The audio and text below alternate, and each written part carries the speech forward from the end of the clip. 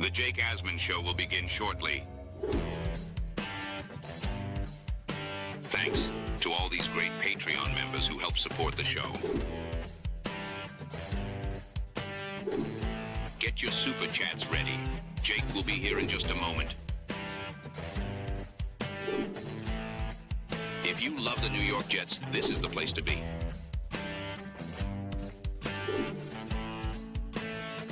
And now, the Jake Asman Show.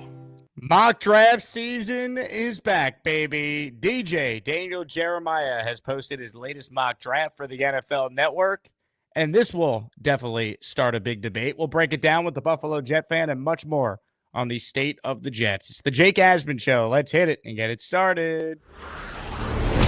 Man, our Jets are primed to win another offseason, baby. Number one, we play with maximum effort. There's three elements of effort. Got burst, speed, and finish. If I don't see one of those, man, you're a traitor. Go play for somebody else. Win, lose, or draw. The one thing you're going to say about our defense, using the fight. That's an ass kicker. We bleed Jets green each and every day. Will the playoff drought finally end? Kings of the offseason, baby. This is what we do. At least we have Garrett Wilson.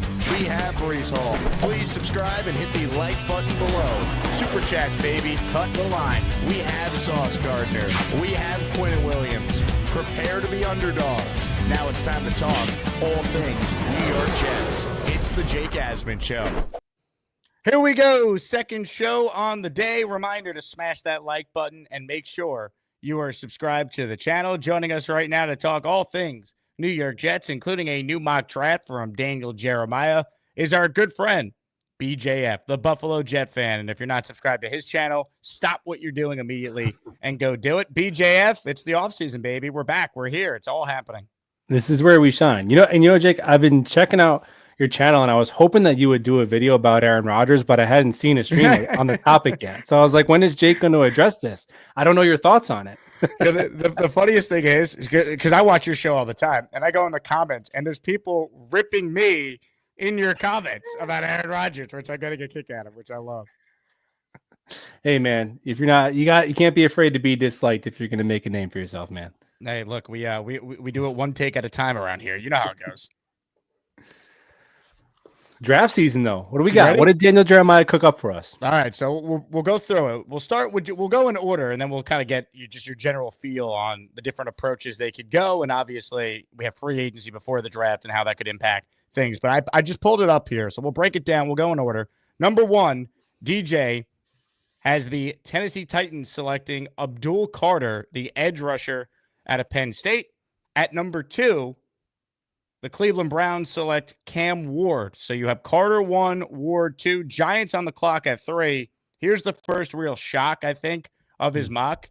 He has the Giants taking Travis Hunter. So they pass on Shedeur Sanders. The reason being, Jeremiah explained, he thinks the Giants are going to acquire Matthew Stafford in a trade. So then the Giants, who are going to try to win to save the jobs of Brian Dable and Joe Shane, will try and pick a player that could help them win immediately, and they get arguably the best player in the draft in Travis Hunter. So that brings us to pick 4. Will Campbell is the pick by New England. He's the top offensive tackle on DJ's board. Number 5, Jacksonville selects Mason Graham, the defensive tackle from Michigan. Then you're at number 6. So we're 2 away, or 1 away, I should say, from the Jets. Shedeur Sanders is on the board, and it's the Raiders who take Deion Sun to be their new quarterback, which then brings up the Jets at number 7. So the Jets don't have a chance to take either of the quarterbacks. Hunter is gone. Carter is gone. Mason Graham is gone. What do the Jets decide to do? Jeremiah has the New York Jets selecting Penn State tight end Tyler Warren. And Jeremiah's note as to why: the Jets ranked second to last in rushing offense last season, and they desperately need another target in the passing game. Warren helps them improve in both of those areas. So, BJF, if the Jets take Tyler Warren with the 7th overall pick, your reaction draft night on April 24th would be? It'd be, oh, geez, I don't know, Jim. All right, Tony Romo voice. Look, man, the kid can freaking play. He's an absolute beast. Anyone watch the college football playoffs? Obviously, he'd help you in both phases. He's not one of those big slot tight ends. He's a throwback 6'5", 265. I've seen people compare him to Jeremy Shockey. He's got good yak ability. He's great in the red zone. He can block. They had him doing like wildcat quarterback stuff. So he's an absolute stud.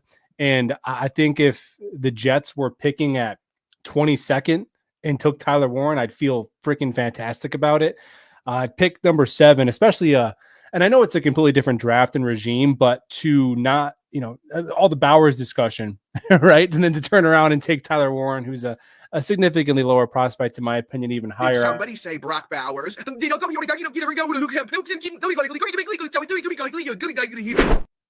We're back, baby. Tyler Warren, here right we go. Here, man. We're right back. So I think, but look, man, I think if the board fell this way, I probably would prefer Tet McMillan. If they went with Warren, you can't hate it. I think with a lot of prospects in this draft class, when you look at who's probably going to be there at 7, a lot of players feel like a reach in a vacuum.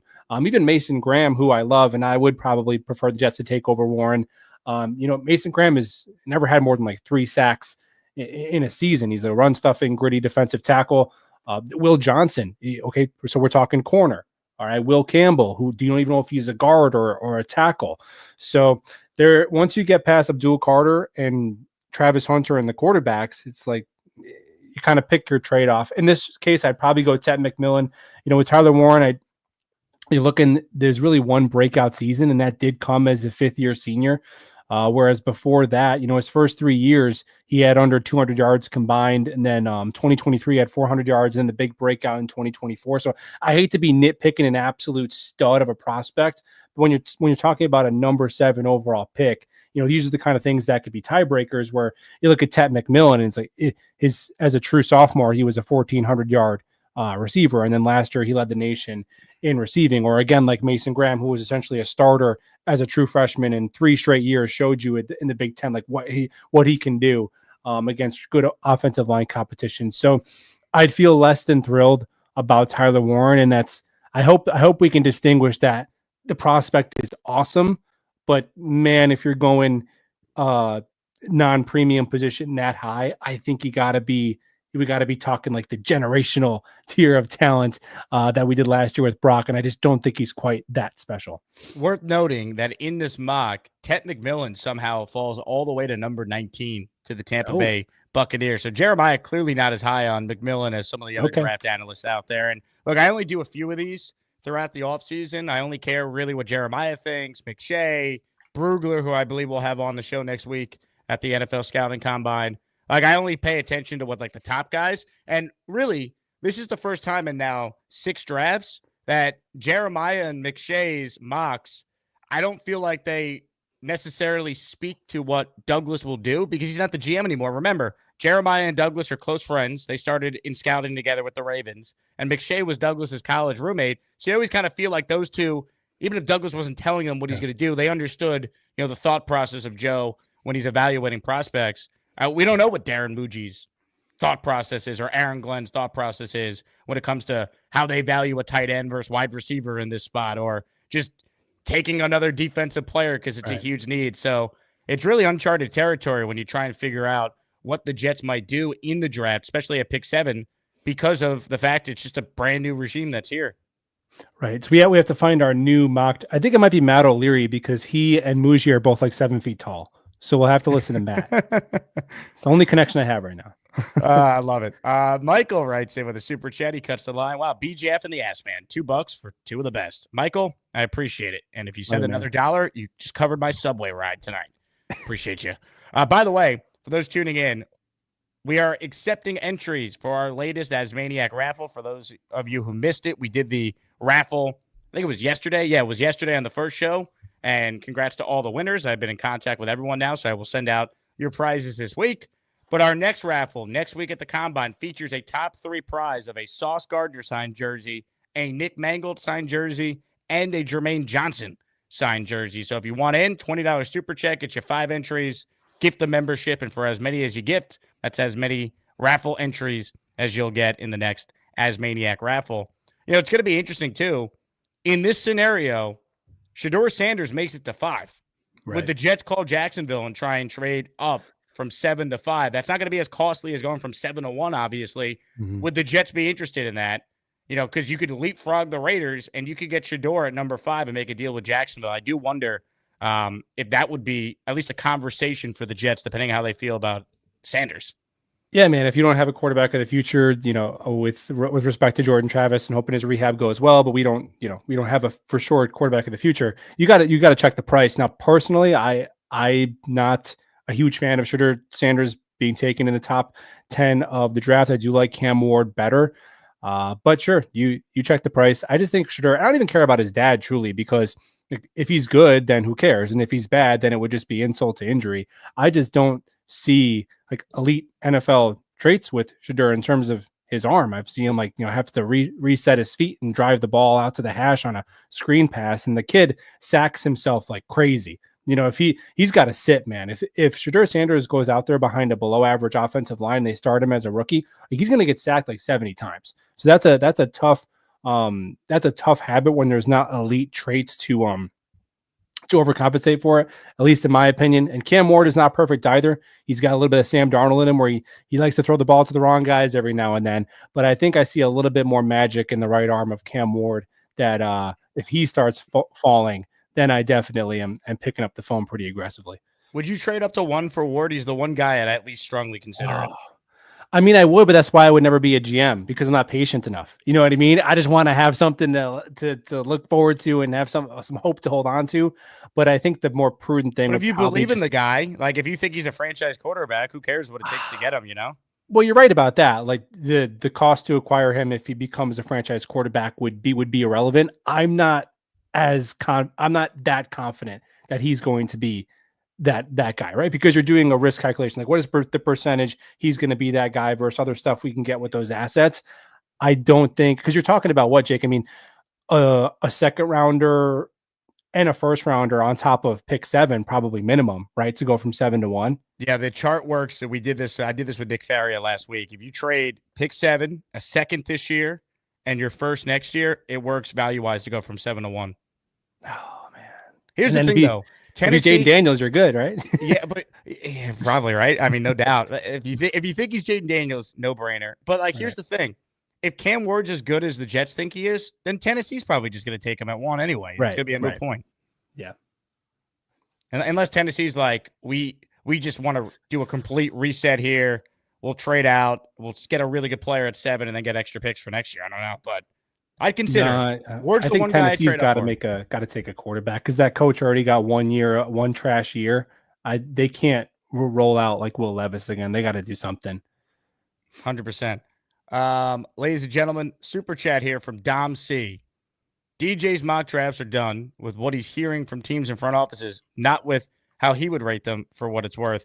It's also very early, though, in this process, though, for that. Like, we haven't even hit the combine yet when DJ is going to break it all down. And as he writes here, he says, we'll have some riders and followers coming out of Indy like we do every year. Then the start of free agency will shake things up.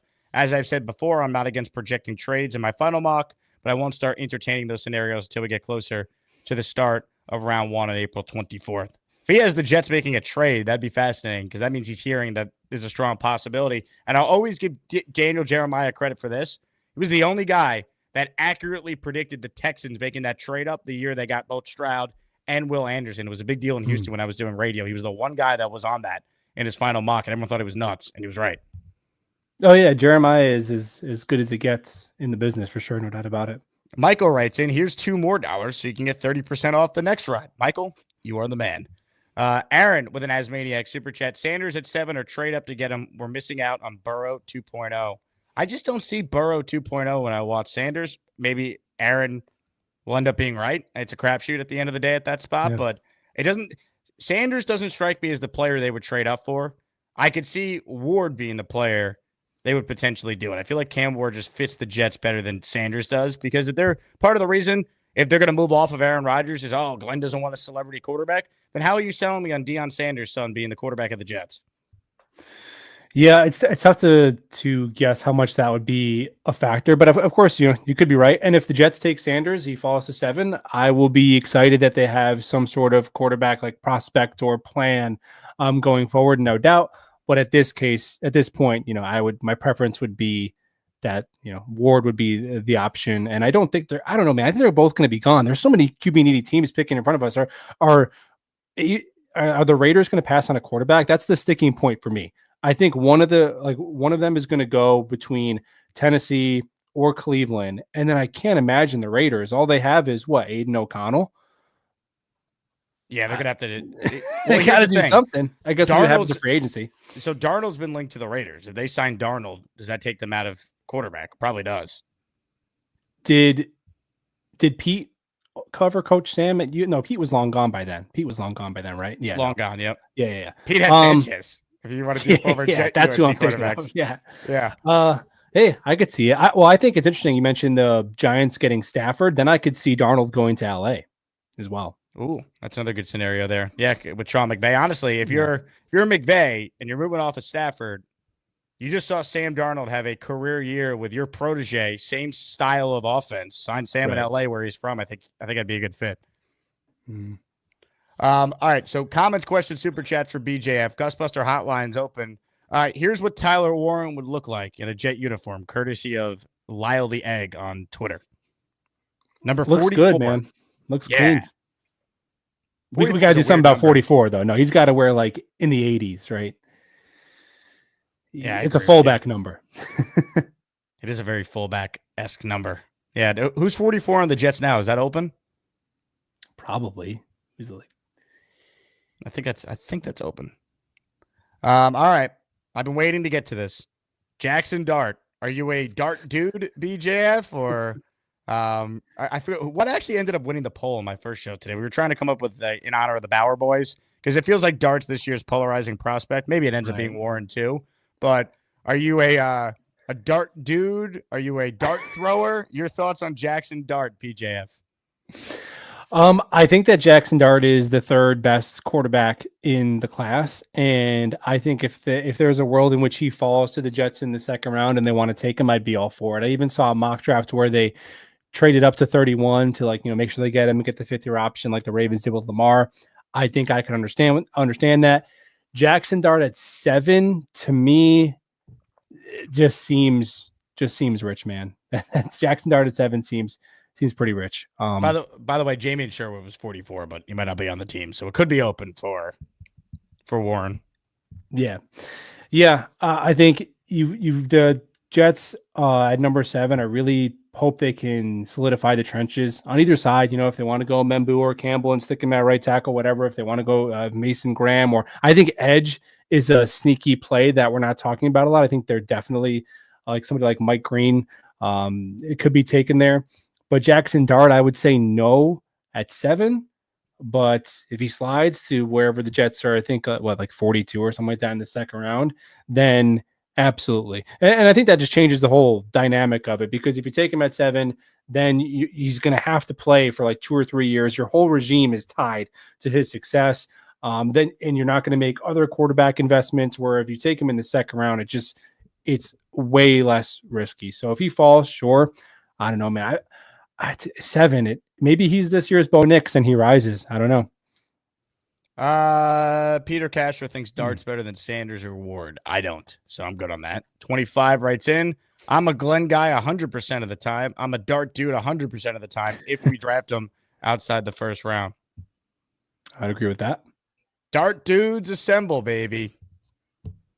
You know what's going to happen? I said this on the show before. If the Jets take Dart after he throws 3 picks against the Patriots in the home opener, the headline the next day on the New York Post is Jackson Fart, and I'm just not ready for that. Yeah, there will be plenty of wordplay with his last name. I think he went to the same high school as Zach Wilson. Oh yeah, I just same found number out. as Zach as well. So of course, I mean, there's no denying like the kid has exciting traits, and I do think when you start to look at Will Howard, like Kyle McCord, like okay, those guys to like. I do think Dart stands out. Like there's throws that he can make that those guys just can't make, for sure. We got Joe Blewett and Andrew Fialco going at it on Twitter, raving about Cam Ward right now. Hey man, start the propaganda. I mean, trade up, Jets. Do it, Muji. WD. with an Asmaniac super chat. Worst QB and wide receiver. Only Garrett Wilson rooms in the NFL. If they don't take a tight end, wide receiver, QB, or O lineman with top pick, brutal. Defense hasn't won anything for them, even if studs. So he's essentially saying go offense because we've seen the Jets have a great defense and it doesn't matter because their offense sucks. Yeah, I don't blame Jet fans who, when in doubt, want to lean offense. I think that's valid, but I will also say that the Jets offense and defense were both terrible last year. So you kind of have to just look at the best player at a position to me. That's why Mason Graham, to me, and I know it's not a sexy pick, but Mason Graham comes in and it's like, okay, very low bust rate.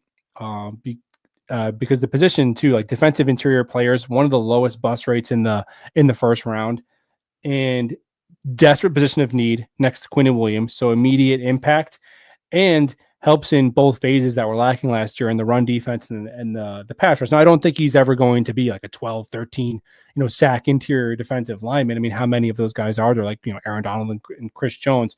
But he can come in, get you 7, 8 sacks and be absolutely nasty against the run. I think Mason Graham is just one of those players that, if you're a fan of that team and you watch him week in and week out, you'd have a much better appreciation than just looking up and saying, oh, he only had 7.5 sacks. He's not impacting the game that much. So you got to just think who's the best player, because if you get a stud, I mean, you're not going to care. If you draft an edge that gets you 12, 13 sacks, you're going to be happy with it.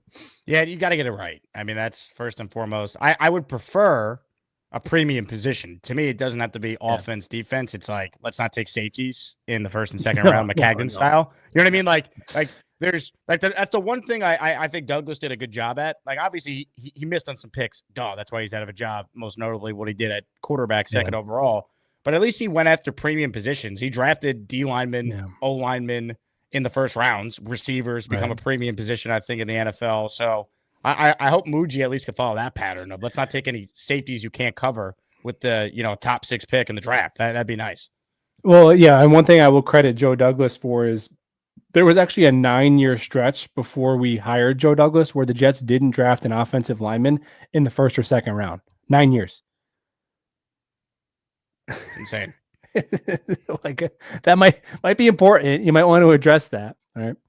Remember when the Jets drafted Vlad Ducasse in the second round? I think he was the last one. It was like it was him, and then it was just like Brian Winters, Brandon Shell, but nothing up until Becton. Ugh, King Ugly, not Becton. Vlad Ducasse on Hard Knocks. God. By the way, I'll never forget. Look, Mike Tannenbaum, I think overall was a good GM, had a winning record. 2 coaches under him made the playoffs, all that. But man, he never gets enough heat for the fact that he is a UMass alum. He drafts Vlad Ducasse for UMass. He's one of the biggest busts in Jet history, second-round pick. And Victor Cruz is an undrafted free agent from UMass. Tannenbaum should have the inside track on that guy, no? How do we not sign Victor Cruz as a UDFA? Hell, Mike Tannenbaum's had some out there thoughts as an analyst. I know sometimes they just say stuff to get ratings or whatever, but I was like, geez, man. Sometimes he reminds us of why he's no longer. Well, now he's helping us find our GM. So of course, there's that. Right? We got Muji, baby. 25 writes in. Tyleek Williams is who we need to pair with Big Q. Let's see where Jeremiah has him going in the first round. He has him going. I don't think he's in the first round in his mock. So I don't think that's isn't it Tyreek Maddox Williams? You talk about Ohio State. Do you see him in the mock here? I don't know if you have it up in front of you. No, I'm just but I didn't. Yeah, the only Williams I see here is Michael Williams, who's edge from Mikel. Is that the guy he's talking about? He called him Talik. Oh, maybe he just mistyped it. 25, you're screwing up the show, unless you're right. And in that case, maybe we're idiots. I don't know, but we might be dumb. But the only Williams I see here is 15 of the Falcons, Michael Williams, edge rusher from Georgia. Yeah, Michael will. There's some really, I mean, James Pierce from Tennessee, a little bit, lighter, but crazy athletic. There's a good edge crop. I think, if you have Jermaine Johnson and Dom says 2 different players. This guy, Tyleek, is from OSU. Okay, well, Jeremiah is a first-round guy right now. That's why I couldn't find him. Got it. Yeah, but I do think that edge, I mean, look, we had Michael Clemens and Hassan Reddick out there giving us absolutely nothing off the edge, and you really need like 3 starting level edge players because you can rotate and get them all 55, 60+% of the snaps. So I think if I had to guess right now, I would guess defensive line is the position the Jets go in the first round. If I had to guess. Hell yeah. I'm okay with that. I'm good with that. Yeah. Michael says, I think this is finally the year we take the tight end in the first round. Maybe. I don't know if we're there yet. I do think it's maybe Dom in the chat could speak better to it, but from what I understand, a lot of people are saying it's a pretty deep tight end class as well, to where you can maybe come away with a starting tight end in rounds 2 or 3, and then defensive line too. So it's deep in some stuff that we need. That's why I think Tet McMillan, who hasn't really been talked about, because I'm guessing that Devontae Adams won't be a Jet, and then wide receiver becomes a pretty stark need right away because you have Garrett, who's your 1, and then if Lazard and Devontae are gone. You don't even know if, like, Malachi Corley, you can't even really pencil him higher than 4 just because he's a complete unknown. So you might need 2 additional starting receivers in 11 personnel. 100%. Receiver to me is a huge need.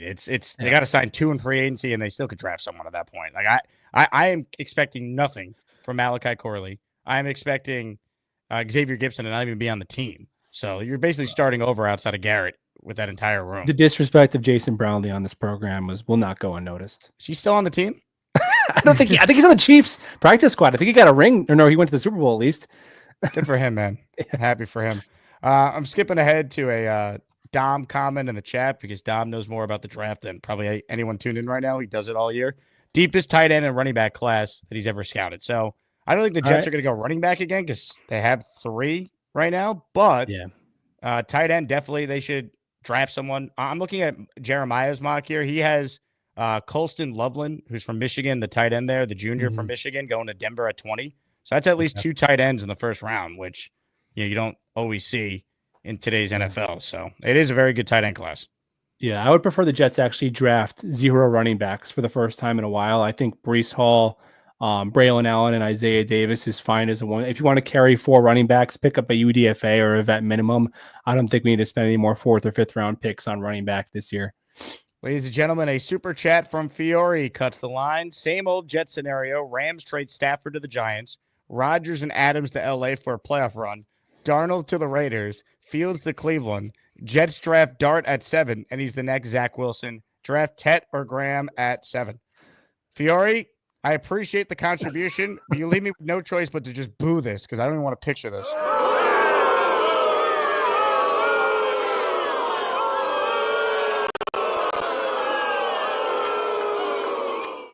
Not happy with this. No, don't like it. What's the most realistic scenario here? Rams trade Stafford to the Giants? Yeah, I think it's possible that McVay sees the end of them being like a contender with, although remember the Rams had the eventual Super Bowl champion Eagles down to the wire in the snow. They gave them the best game of their playoff run. For sure. So I don't know that they're completely out. I think it's just a situation where Stafford probably wants more guaranteed money, and the Rams are like, "Hey, man, we don't want to be paying you when you're 40 years old and washed." So they're kind of doing that dance. So maybe he goes to the Giants. I don't think the Giants will be able to do anything with Stafford, just where they're at with their roster and their rebuild. And I don't think McVay would switch out Stafford for Rodgers. So that part probably, I think the demand for Aaron Rodgers around the league is going to be less than Jeff fans who are like, really down in the dumps. I don't blame you after this season, but I don't think the demand is going to be nearly as high as people think of teams like groveling and to trying to get Aaron Rodgers to quarterback them in the year 2025. I think he plays next year, though. He'll find a team eventually. Well, I think he wants to. Otherwise, he would have already retired and not let the narrative be that the Jets, gave up on him. Right? He would just say, "I'm done." I would imagine. I imagine he still wants to play. Yep, right there with you. It will be interesting for sure. And then, look, I mean, Justin Fields, he's an option for the Jets. I think ultimately, though, he's not going to be who they sign. Yeah, well, Glenn beat his ass pretty good whenever they played together. So we'll see if Pittsburgh wants to run it back with him. I mean, with Fields, it's like, okay, why not? He's the only one in the crop that you could talk yourself into having any sort of upside. But I think with him, you're leveraging the running ability, and you're going to throw for 190 yards a game, and that's what it's going to be. I don't see him being the next Baker Mayfield, where it's like, wow, he has this untapped late breakout. We've seen it before, Sam and Gino, but I think it's pick your mid with the Jets quarterback options. Pick your flavor of mid. There's like 4 mid options, and then there's the terrible options after that. So Should I put "Pick Your Mid" on a T-shirt in the Jake Asman merch store? Yeah, man, pick your mid. You want Derek Carr? You want Russell Wilson? Pick your mid. And by You the want- way, both of those guys, if play 17 games for the Jets, will shatter records. Well, they'll. I mean, Russell Wilson has like 42 touchdowns and 10 picks the last 2 years, and Jet fans are like, I would hate that. And it's like, that's what we're like canceling the next 10 years because we just got rid of like being way better than the Zach Wilson or Bryce Petty pipeline. So that's why I'm not freaking out yet. Like if the Jets roll out, if they cut Tyrod Taylor and they trade Garrett Wilson and they send out Easton Stick to compete with Jordan Travis, then I'll be like, all right, we're and then they draft a safety in the top of the first round, then I'll be like, all right, man, we're kind of screwed. But if they swap out, a below average starting quarterback for a different one, and then everything else in the offseason looks pretty squared away, I'll be like, all right, let's see what they got. So you're a believer in the Glenn and Muji regime so far. You're okay. Yeah, I mean, I'm at least going to see what the roster entails. I'm at least going to see what the roster entails. Because, dude, I mean, we did with Joe Douglas, where it's like I believed in Joe Douglas, and then I kind of soured on him. And up to the bitter end, people were like, "Come on, he's done his job." And it was like 80 years. It was like my entire like. I said on my stream the other week, like Joe Douglas drove a Ford Model T to his first draft, and up until the bitter end. And now Aaron Glenn hasn't even addressed his team. Darren Muji hasn't even made a draft pick, and I see people in my comments like, enjoy losing for the next 47 years. And it's like, bro, what are you talking? Like, this is not I promise you, if you swap out a 41-year-old Aaron Rodgers for a 33-year-old Derek Carr or a 36-year-old Russell Wilson, that is not a cataclysmically franchise altering decision. I promise you, it's not. Bet your life on this, though. This team's winning less than 7 games next year. You know it. I know it. I can smell the 4-win season from here. I mean, I wouldn't predict them to make the playoffs. I don't know how I could have predicted them to make the playoffs with if they brought back Aaron Rodgers. They would have had to double their win total. It's a pretty tall ask. I mean, they got outscored by the Bills by 230 net points last year. I mean, all the teams they beat are picking in front of them. This team was closer to picking number one overall than they were to making the playoffs last year. Like, this is an awful team. But as you see with the Commanders, like, you get a professional coach, you get a dynamite young quarterback, and it's like, boom, everything else just elevates. But 4 wins, I mean, I can't, like, dude, if they sign Derek Carr, Russell Wilson, who are not great, trash, I don't know. Zach Wilson was trash. We can't use the same word to describe Zach Wilson and Derek Carr. That means you have a bad vocabulary if you use the same word to describe those two. So if they do that, like, I don't see a world in which the difference between a Derek Carr or Russell Wilson and a 42-year-old Aaron Rodgers is the difference between a 4-win season and making the playoffs. Like that I don't agree with you on that personally. Super chats here. This one is from Kale, who writes in, Mason Graham's the pick, 2025, New York Sack Exchange, best corner available in the second and Milrow in the third, and you have a great safe draft to start a new regime. I like Mason Graham. I don't know who the best corner would be in round 2. I'm not Dom C or any of these guys who do it year round, so I can't answer that. I don't hate Jalen Milrow as their developmental pick in round 3 at quarterback, though. I wouldn't hate this strategy.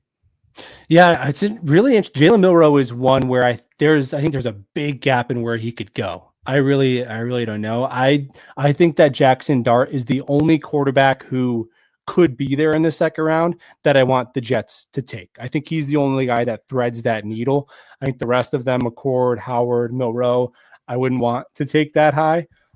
Corner, I don't know, man. I'm hoping that if they could re-sign Eccles and they have Eccles, Stiggers, JBC, can one of them turn into an okay starter across from Sauce Gardner and Michael Carter?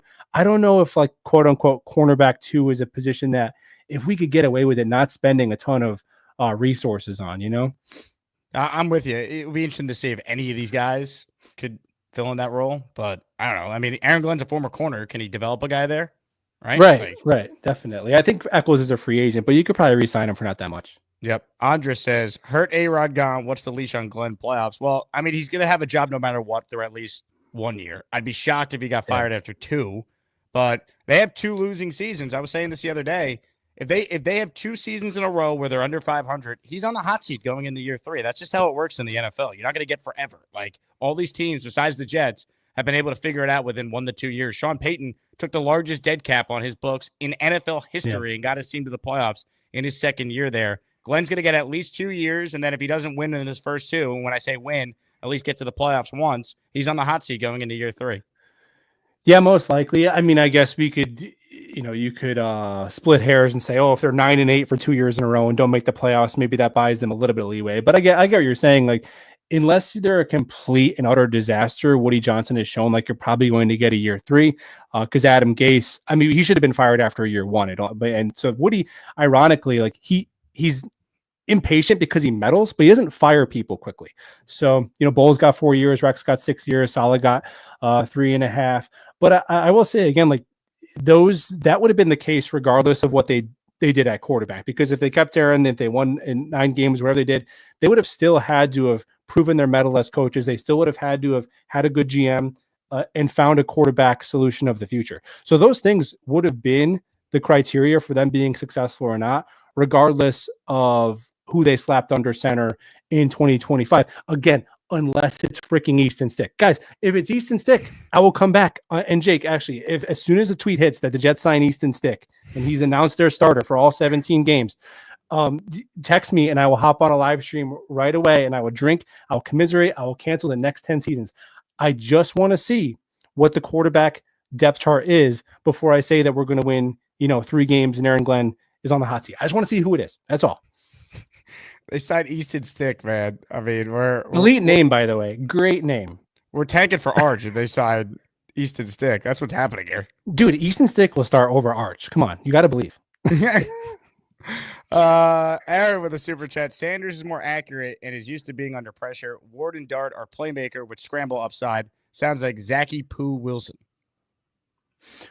I will agree with Sanders. He does have some nice accuracy, some nice touch on the ball. Under pressure, though, I mean, he doesn't. Ward definitely puts the ball up for grabs more in terms of turnover-worthy throws, but Sanders has that Caleb Williams trait of just holding himself, Justin Fields trait of holding himself, Zach Wilson, I guess, into sacks. So that's a tough one because you do see that one translate. It's a pretty sticky trait into the NFL. But again, man, if the Jets come away with a quarterback in round 1, I'm going to be talking myself into like he's going to be the guy. It doesn't take much. Well, I mean, you hope they're right. Like, I'm not against it. I don't believe there's anyone deserving of a top 7 pick that's realistically going to be there. Like, I would only do it, I think, for Cam Ward. But, if they're going to stake their jobs essentially to that pick, because that's what you're doing, right? Like, you're already pushing your chips in that if this doesn't work, chances are you're not surviving this. They better be right. That's it. I mean, get it right. No one cares if you're right. Yeah, man. It's but the interesting thing about the 2026 class is it's like, okay, how high of a pick are you going to have relative to like if you're already at 7, like what's the cost to go up? So it'll be interesting. I'm sure they're already discussing that. I wonder what their philosophy is. If I had to guess, I would guess that they don't come away with a quarterback in round 1 this year. But I mean, if you don't have one and they take one, I'll talk myself into it. Big fella says Jackson Dart is coming home. Combine star. No one loves Jackson Dart more than the big fella. I like the big fella. I like him too. I just don't like Jackson Dart at pick 7, big fella. If they did it in round 2, fine. So be it. Tommy writes in, Jake, your show is good. However, a mock draft show on February 18th, this is worse than Target selling Christmas trees in September. Well, Tommy, I got news for you, man. There's some Jet shows out there that have been doing mock drafts since October that I've seen on YouTube. So I waited till February 18th to do my first video breaking down a mock from a respected draft analyst. And by the way, Tommy, how's it working out? There's 430 of you watching this right now. It can't be that bad. Oh, I mean, I'm sure there's just a reprieve from talking about something different than the Rodgers. How many times do you want me to say, Tommy? I think they made a mistake getting rid of Rodgers. All right, I will blow my brains out if I don't talk about something else. So I have no choice. Oh yeah, Dom C was doing like a mock draft at halftime of the season opener. I'm sure. I have a rule on my channel where not until the new year, like not until January. But obviously, yeah, some people it's their whole life. But we're fully entrenched into off season now mode. Mock draft mid-February is definitely fair game. Daniel Jeremiah, hey, we didn't do it. Daniel Jeremiah did it. We're just reacting to it. Yeah, and by the way, this is his second mock draft. I didn't even do the first one because I was putting it off for as long as I could. Oh, you got a lot of restraint there, Jake. That's right. Not all heroes wear capes, BJF. If anyone wants to gift the membership, you'll be the first to do it during the show. Reminder for those of you just tuning in and those who missed the announcement yesterday, Sauce Gardner signed jersey, grand prize. Mangold signed jersey, prize number 2. Prize number 3, Jermaine signed jersey. Prize number 4, replica, Joe Willie, Super Bowl ring. I will add more prizes during Combine Week if we get more raffle entries. All right, comments, questions, super chats, keep sending them in. We'll take some calls with BJF as well. Let's say hello to Stan from Westport is first today. Hello, Stan. Hey guys, how are you? Good to see you. Thanks for doing this. It's really interesting stuff. Thanks for calling, Stan. What do you got for us? Well, okay. First of all, this whole Jackson Dart hype train is insane. All you got to do is look at the guy's game logs. I mean, since my son Clay, who you met, Jake, at the event with Joe back at the brewery, you know, he went to South Carolina, and the SEC is a tough league, as you guys know. If you look at his performance, his numbers are hugely bloated, you know, against the likes of Wake Forest and Furman and such, you know. But when it gets down to playing like Mississippi State in the interstate game, or Georgia or Florida, you know, he had a lot of poor games. LSU, where he threw under 50% completion rate. I mean, 60, I'm sorry, not 50. And he didn't have a lot of INTs, but if you look at his like longs and average yardage, he didn't do that well against tough competition. So I don't see how the guy's going to shine in the NFL. I'm sorry. He's a second, maybe even third round pick. And I know he won't be because this quarterback hype is crazy. But I think the Jets are a lot better off not even thinking about this guy at 7. And, you know, I like the tight end or an edge rusher at that position, or even one of the real good OLs if you can get him there. That's my take, but I'd love to hear what you guys think.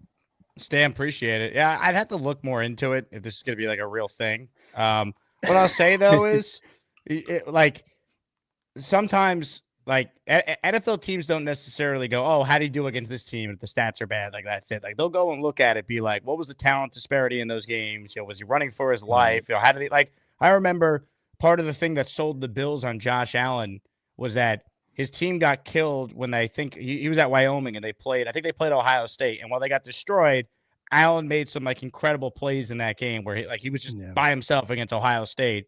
And that like convinced him that Allen was good enough to raise his game to the next level. I remember like Brandon being the Bills GM talking about it. So like, you know, the teams are going to do a lot more of a deep dive than just, oh, well, his stats weren't great against good teams. So that's part of this too. Right. They're going to look at traits. Yeah. I mean, he mentioned, was it Stan, the caller?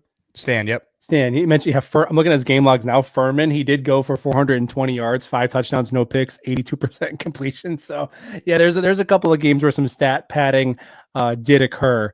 And I will say, you know, you mentioned Josh Allen, and I think that as football fans and draft analysts, I think we've gotten Josh Allenitis to where we see a big, strong, athletic kid with a big arm, and we just think Josh Allen. But he was a pretty rare outlier of football development. And let's be honest, like, dude, I have Josh Allen's tormented my football team. I hate him. I hate the Bills. You see the name of my channel. Josh Allen might be the most physically gifted one of the most physically gifted quarterbacks to ever play in the NFL. So that is a massive, massive upside of traits.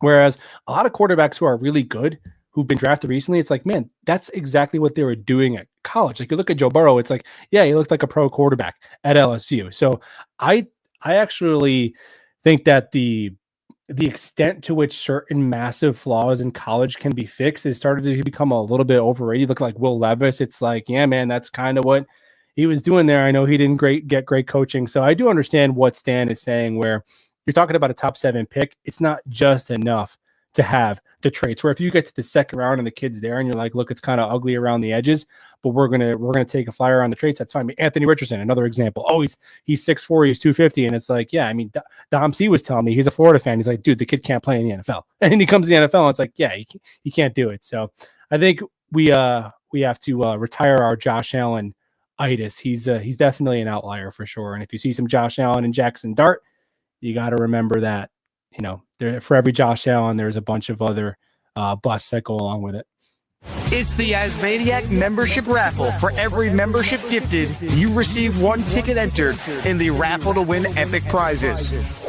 Ladies and gentlemen, it has happened. A Mike D's Nuts explosion. Mike has gifted 10 channel memberships That is 10 raffle entries Nice. for Mike D's Nuts with his very kind gesture right there. Ladies and gentlemen, give it up for D's Nuts. These nuts. The following 10 people are now channel His own members. graphic. Oh, yeah. Well, you're going to make me play all of them now. Here we go. Bang! Thank you, Mike D's Nuts, for another gifted membership.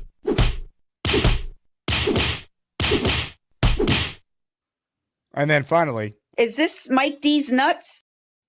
oh, you bet your ass it is, Leanie. Here we go. Oscar the Grouch, Clancy, JT, Ryan, R&R, Anthony DeRise, Remy, J-Mall.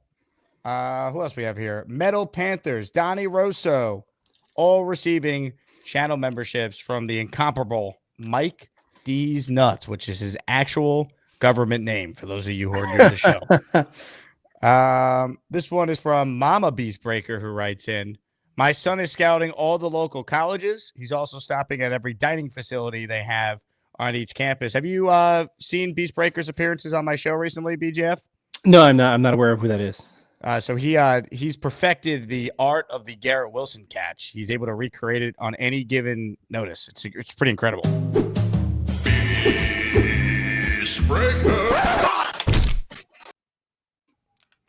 I think that was better than Garrett Wilson, honestly. Honestly, I mean, the skill level there, just incredible. More of your calls right now. Kyle Clifton is next. Hey, Kyle. BJF said the magic word when talking about quarterbacks: upside. That's what you look for. In the Josh Allen year, I kind of liked him the best because you saw what he could be instead of drafting for floor, which is what we did for Sam. I understand why they did it. It's very easy to do. But if you're going to take a swing and you know that drafting quarterbacks is a crapshoot anyway, take the guy with the highest upside. I think that Dart is probably a first-round quarterback, not at 7, right? I was listening to McShay's podcast earlier, and he was talking about tier 1 guys in this draft. And he was talking about Abdul Carter being one of those guys. And he was talking about Travis Hunter being one of those guys and maybe Gentry being one of those guys. When you talk about the draft, you kind of put need to the side a little bit. If you can, you marry need to draft position, always. But it's not always going to be there for you. That's why you have free agency, you have trades, you have other ways to kind of fill in your gaps. I think that taking someone like the Penn State tight end, whose name just escaped me for a moment there. Warren. Probably in this draft, which is, in my opinion, overall a little bit weaker, but deep at some positions that the Jets really need, might not be a bad thing. Like, who would you guys rather have? Would you rather have Olu and Warren, or would you rather have Will Campbell and Bowers? To me, I kind of would rather have Olu and Warren. It's just, especially considering that we're going to be going with 12 personnel, and you're dealing with a guy with Warren who's a little bit more physical in the running game. That's just my opinion, but I would be fine with taking Tet. I would be fine with taking Warren there. I would be fine with taking Will Johnson there because they're all, guys that are top of their position that we do have needs at. Kyle, all fair points. BJF, your response. Yeah, was he talking about Jackson Dart when he's mentioning the upside? Yeah, he Okay. said he wouldn't take him at 7 though, but he thinks he's a first-round guy. I mean, I don't think that's completely crazy. I think you'll see some first-round buzz from him as we get closer to the draft. I do think he points out rather astutely that, yes, more likely 12 personnel is coming to the Jets. I'm not saying that Engstrom is a carbon copy of Ben Johnson, but it would be foolish not to look at their trends and assume that some of them are going to transfer to the Jets. And they were one of the lowest in 12 personnel, which is, 1 back and 2 tight ends last year. That should increase. So the whole tight end room really needs to be made over. You have Conklin, who's a free agent, and then Rucker, who I think probably should be competing to be a tight end too. I think he can be better with better coaching. That's the bummer of having such trash coaching last year. Is like, you don't know, is Jeremy Ruckert really a tight end too? Could Carter Warren actually be a decent backup tackle? But could Malachi Corley be a wide receiver 3? But now you have no idea, and you can't really bank on these guys. So the tight end is a massive need for the Jets. I wouldn't, if you look at the free agents, man, is an argument to bring Conklin back, even though he's not great. But he can't just be your squared away one. He has to be a partner with somebody, particularly somebody who's probably 15 pounds heavier than him and can block a little bit better. And Warren fits that bill, man. I just don't know at 7. I'm right there with you. Good point about Conklin. I would bring him back on the right deal for 1 year if you can. Let's see. Beastbreaker says, "Hey Jake, I'm very tired today." I don't think you're gonna get to meet Beast, BJF. Man, was Garrett Wilson too tired when he had to line up and make that catch? It's a good point. Right. It's Beast, right. if you have it in you, I mean, BJF is Jet YouTube royalty.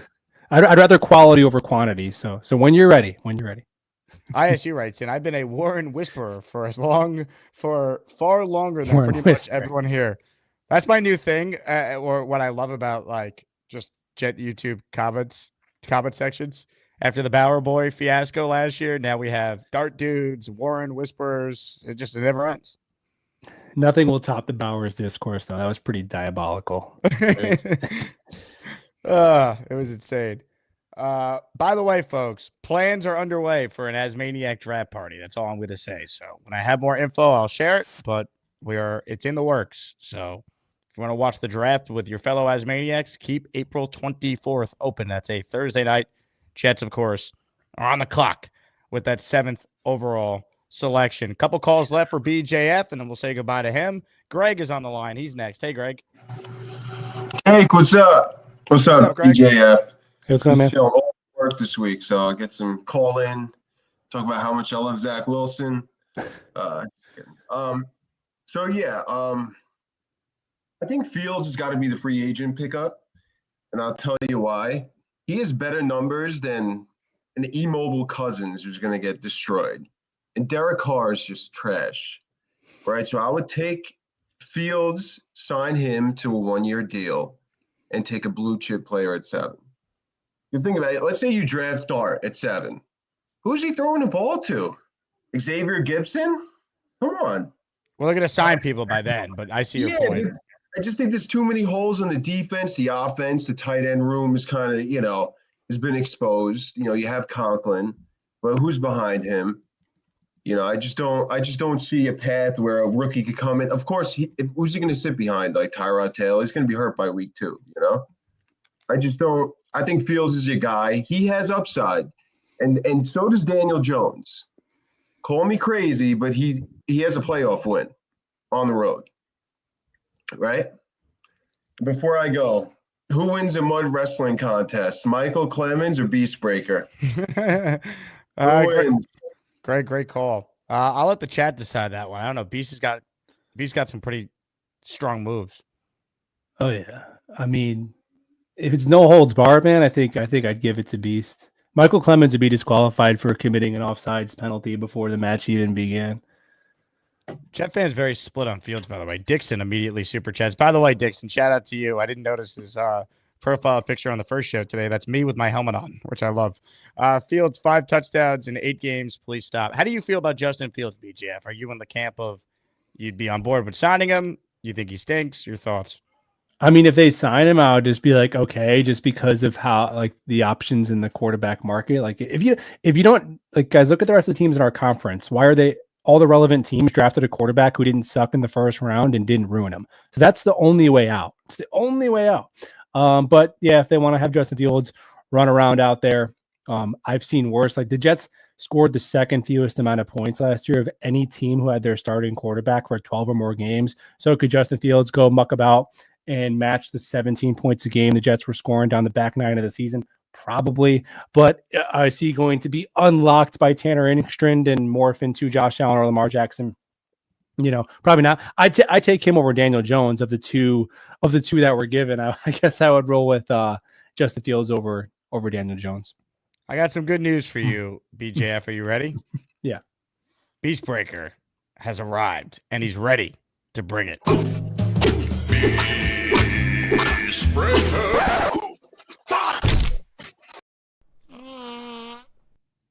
Beast. Oh, we got the bat. Here we go. All right, show BJF your swing. It's a major league looking swing.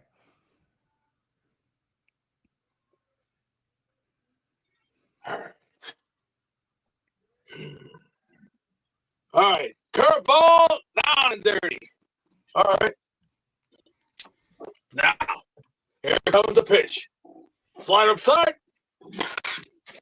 There she goes into the wind of sunset. Going to right field. She is gone.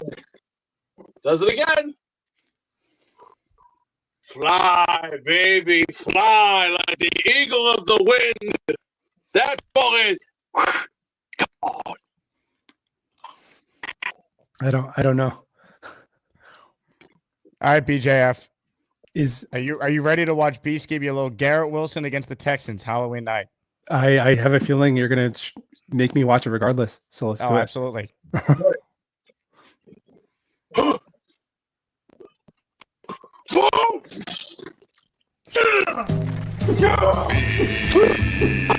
Breaker 666. He's the man who would kick your ass, and then he's gobble goo. Is he there voluntarily in that space that he's in? Like That's where he only calls from. blink twice if you need help. Now, we had a suggestion earlier from Yeti, who's a cable man, and said that Beast call from your basement, not the attic, and somehow your connection will actually be better in the basement. But we haven't learned if that's true or not because Beast doesn't listen. Interesting. I will say on that last caller's comment too, I do think the Jets are set up better for a young quarterback, like roster wise, than people will say. I don't think everything has to be perfect. They have 4 offensive line starters, 27 or younger, who are coming back, who are good.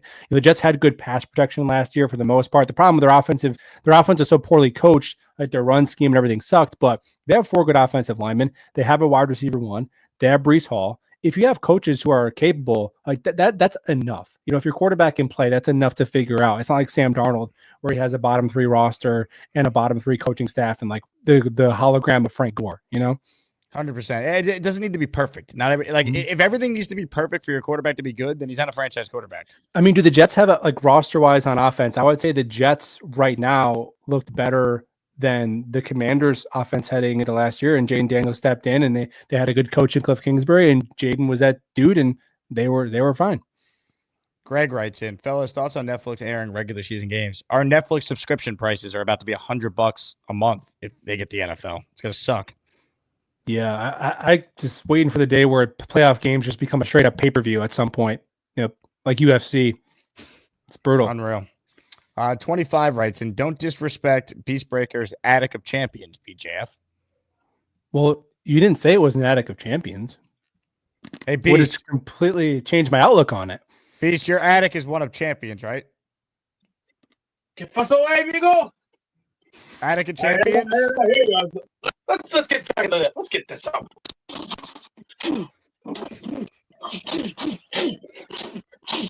Beast, no one's fighting here. We just want to know if your attic is one of champions. Hey, you see, everything here is real. It's spent good money. Everything you see is real. I'm faking it? No, there's no fake here. It's all proof, and it's all proof. 100%. You see, corporation after corporation, I paid for everything. I paid for all my gear.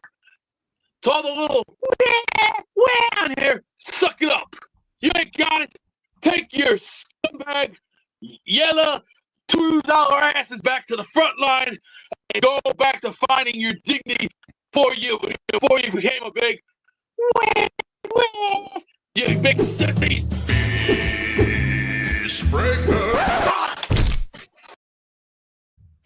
He didn't answer my question there, unfortunately. So it might be an attic of champions. To be answered at a later date, I suppose. Yep. BJF, this was a lot of fun, man. We will definitely do it again soon. Are you off this week because of President's Week, I'm assuming? That's why you were available today? Yeah, I'll be streaming a little bit more this week. But yeah, Buffalo Jet fan, Twitter, YouTube coming out. We talk about the stinking Jets pretty much every day. So I appreciate it. You guys are the best. Make sure you hit that thumbs up, and I'll talk to you guys soon. Ladies and gentlemen, the Buffalo Jet fan, everyone. The prettiest microphone in all of Jets YouTube. Doesn't like it. Good job, IBJF. Big fella with a super chat. Beast has the most expensive StreamYard background in history. Totally fake. Man. Greg Scott says, feed Mike Florio Beastbreaker. Oh my God, Florio would die. JJ says, someone buy the man some Wi-Fi. We've tried. Gator sent them a mic. We've told him where to go, calling from a computer, not the phone. Nothing is working. Nothing is working. Ladies and gentlemen, more of your calls. Gary is on the line. Hey, Gary. I just missed him too. I wanted to push back on the running back thing that he said that we shouldn't draft the running back. I wouldn't draft the running back in the first round. I wouldn't do that. But look, I understand we take a running back every year and it never works out.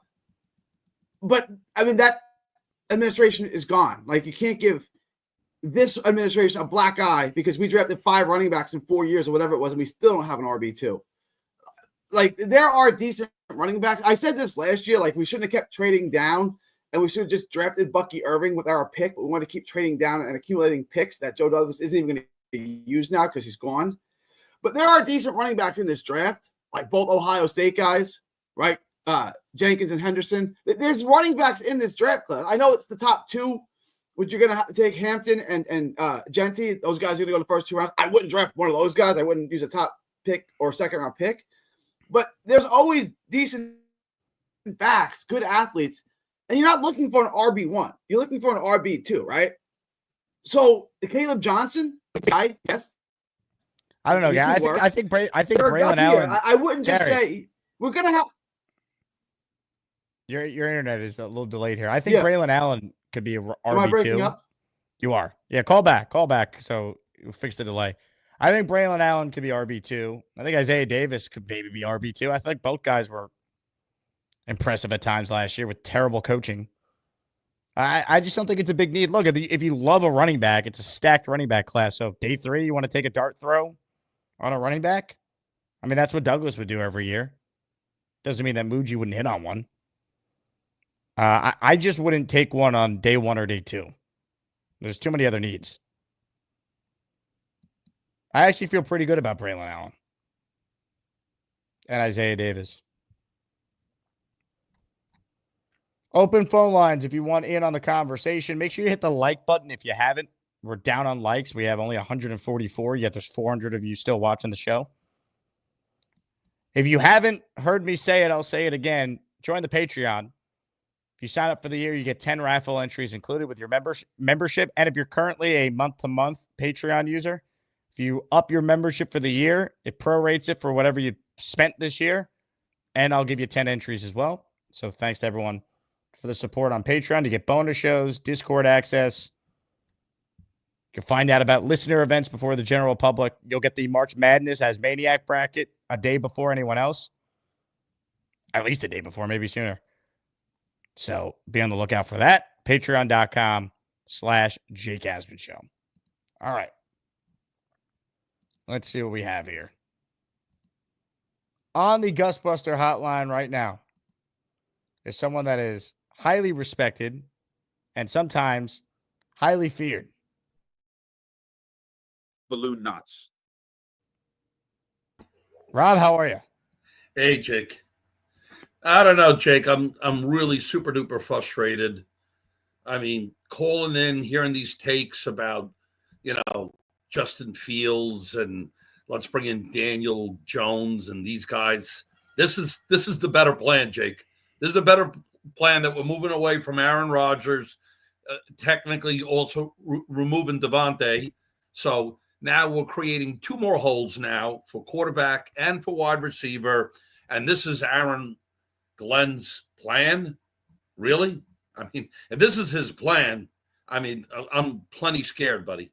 Plenty scared because, I mean, listen to what the beat writers that you had on. Nick Fario even said it, looking at the tapes on Justin Fields. He had trouble completing a 20-yard pass. as far as a pocket passer, he's not a good pocket passer. Okay, he's been getting incrementally a little bit better each year. Okay, his age is good. He's young. But for Pittsburgh to move on from him in the middle of the season, even though he was at the time 4-2, and go to Russell Wilson tells you that they didn't see a long-term future for him, or for them not signing him tells you that they don't see the talent in him. But yet this is going to be our plan and we're going to take him. So no, I'm not too high about that. I mean, right now, with what's left right now, Jake, to be honest with you, I would throw a dart on Derek Carr. I mean, go with Derek Carr. I'm not saying he's the answer, but he's the short-time answer. If he brings back Devontae, and he's healthy, Derek Carr, he's decent. You know, he played, I think, 8-9 games last year, and he had 15 touchdowns, 5 interceptions. The year prior to that, it was 25 touchdowns, 8 interceptions. So he doesn't make a lot of mistakes. He is a good pocket passer. And if it also brings back Devontae, then at least we have Devontae and we have Garrett Wilson. And at least maybe we can compete, Jake, and we can win 7-8 games and go for someone and draft someone if it's Jackson Dart or if it's I mean, I was looking at these other quarterbacks, Jake. Will Howard didn't look awful. McCord from Ohio State looks okay. I guess maybe on a second or third day on those guys, you could take a chance. And then if they don't pan out next year, you obviously go for another quarterback. But I have a couple more other points, but I'm going to let you talk now. What do you think of what I said so far? Carr is fine. You know, he's better than some of the other trash options. I mean, Buffalo Jet fan, I thought had a good line. You know, pick your mid. Like, they're all mediocre options. Yeah, and that's being kind, I think, because some of these people, Jake, I mean, Cousins would have been good 2 years ago prior to the injury. Then he would have been halfway decent. But look, I mean, here we are. Cousins is 36 years old, had 18 touchdowns, 16 interceptions, and you had Aaron Rodgers, who's 5 years older than him, and towards the last, 6, 7, 8 games, had 18 touchdowns, 4 interceptions, and was starting the field himself, coming back into the groove and stuff. But he was better. I mean, Rodgers is better than Kirk Cousins. I will argue with anyone on that. Oh, without a doubt. And you know what? And you know what pisses me off, Jake? What pisses me off more than anything was he really wanted to come back. I mean, I doubt he was begging. I don't think he was begging or anything. But he was saying, "Hey, you know what? I'm comfortable here. I like the atmosphere." He was going to Ranger games. He was going to Knick games. He liked it here. And you know what? Most of the teams want him back. Look how they were going on Twitter and stuff. The majority of the defense were tweeting that they wanted Aaron back. And to say that this guy's a selfish guy is a joke and a half. He took $35 million and gave it back. He was willing to bring in Devontae to help the team and stuff. This guy does not sound like a selfish guy. Maybe he's politically, in other people's eyes, in my eyes, he's politically incorrect, or he doesn't take the vaccine shot and all that nonsense. That's a matter of opinion, okay? But to say he's selfish is bullshit, Jake. And I really think that we're punting on the season and we're possibly not going to make the playoffs. And people say, oh, but we need the long-term solution, enough with Aaron Rodgers. But you know what? Those people squat in the sense of we're going 14, 15 years without making the playoffs. And we're hungry, Jake. Jake, even if we can get 1 year of the playoffs or we're relevant and we're talking in December, hey, you know what? Jets have an opportunity. Something to get excited about. No, people want to just punt the season away, draft another quarterback, and then maybe you see it. Some people, you had your other guy on the other day saying 2027 and stuff. You have callers calling in. Come on. I mean, that's not for me. I don't know about you. I don't think you want to suck until 2027. No, I don't. I would like to win. I don't know, Jake. I'm just really frustrated. You're smirking like you want to say something to me here. So, well, I mean, I get it, Rob. I've been talking about this for every day for a while now. Like he's gone. Like everyone knows where I stand on it. I feel your pain, buddy. I feel your pain because we're at 100% agreement here. We really don't want to suck and wait 2 or 3 years for the grand master plan here. And I tell you, I hope the grand master plan isn't Justin Fields or Kirk Cousins, and we'll just keep on drafting and wait until we hit upon someone. Because if that's the plan, Jake, I think this new regime failed us already. I'm sorry. That's what I think. I'll tell you what. If they suck, Rob, it won't be anything we haven't experienced before, unfortunately. Women. Hopefully they don't. I mean, that's it. We'll see what they do. Super chat here. Trice says, side note, darts darlings for the dart crowd. Darts darlings. I still like dart dudes the best. It's the one that like rolls off the tongue to me the fastest. Knob says Rodgers is gone. Put those big boy pants on.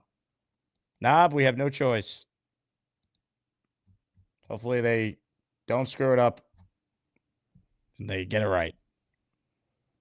Ladies and gentlemen, he is back.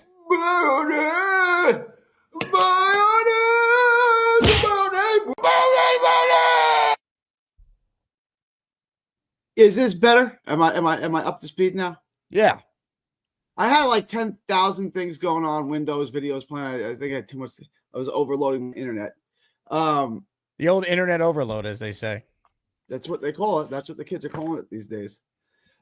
Yeah. Saying that we shouldn't draft a running back at all. I know you guys like Braylon Allen. I get it. And I think he's Bobby's cousin or something. So I don't want to insult the guy. But Where is Bobby, by the way? Bobby did a show today, and he hasn't called into this one. He hasn't called it at all? No, he hasn't called in the first show. I heard about his snafu at Burger King. I was waiting to interview Bobby about it on this show because there was only like 10 people that were watching his show when he told the story.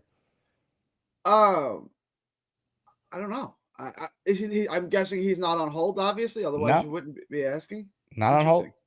Interesting. I don't know. Is he mad at you? Did you guys have a fight? Did you talk bad about his cousin, Braylon Allen? No, I did not. Okay. Well, I am, so he's probably going to be mad at me. I don't even think he sucks. I just like he's a third down guy. You can maybe use him. I just can't see him. If they drafted a running back, it's not an awful idea. I just don't think it should be in the first 2 days of the draft. Round 4 on. I only think there are going to be 2 running backs that go in the first 2 days, and I think one's going to be for a top 10 pick, which I still think is insane, but it is what it is. And then Amari and Hampton will probably go in the second round. I don't know if anyone else, but there's guys like the Ohio State running backs, both of them, Caleb Johnson. There's running backs like it's a good running back class. I wouldn't pass on them just because we've taken so many running backs over the last couple of years. And I know you guys hate this, and I don't understand why. And I don't want to let him go without ever giving him a chance, but I guess we are. Is Izzy? He just never got a chance. I think he's good. I think he's an athlete. He's gone. I don't even think he's on the team. Is he right gone now. already? Yeah, I think he's gone. See, this is Danny Woodhead. He's going to go somewhere else, and he's going to be good. I'm not saying he's going to be a stud. He's going to be 1,000-yard rusher. I'm not saying any of that. I'm saying he's a good NFL player. He's a good football player. I don't know, man. Now we're never. Go ahead. I'm not going to lose sleep over Izzy Abanikanda. I'm not saying he's going to be the next Breece Hall. He's going to go somewhere and have 1,500 all-purpose yards. I'm not saying that. He's not going to be the Danny Woodhead comp is insane. Did anyone think Danny Woodhead was going to have a 10-year productive? No, but Danny Woodhead left and immediately was good. Izzy's on the Niners right now. What did he do at the end of the season? Oh, that's right. He's Yeah. Okay. Yeah. I think that's a move that, again, he's a good football player. I don't like seeing good football players be cut or moved. What is that based on, though? He didn't do anything. What he did in college. He was a home run hitter, a playmaker, and he's a dynamic athlete. You don't get to the NFL unless you're a dynamic athlete. Is Cam Scatterboo going to make the NFL? Is he going to be on an NFL roster next year? Probably not. He's not a dynamic athlete. So? No. All right, that was my point. I think he'll be. I don't know how many carries he's going to get, but I think Cam Scatterboo will be on an NFL roster next year. But you're right. He's not. He might be. I don't know. I don't want to stereotype him because he's a white guy, but he doesn't scream NFL player to me when I watch him. He's like a college guy. Exactly. I had something else, but that was the running back. That was really it. There's something on the quarterback, but it slips my. Did you enjoy the Buffalo Jet fan segment? I do. I missed a little bit, like the beginning of it. Buffalo is one of your stronger guests. He's good. I like Buffalo, Mm-hmm. and you really only have him on in the off season, right? Like he's never really on. I know he has his own thing. No, he comes on during the season Not the too. regular season. It's tough with his schedule to do something weekly, so we got to pick our spots when he's available. Yeah, he's got a regular job and stuff, and then he does his own show. He does a lot of content.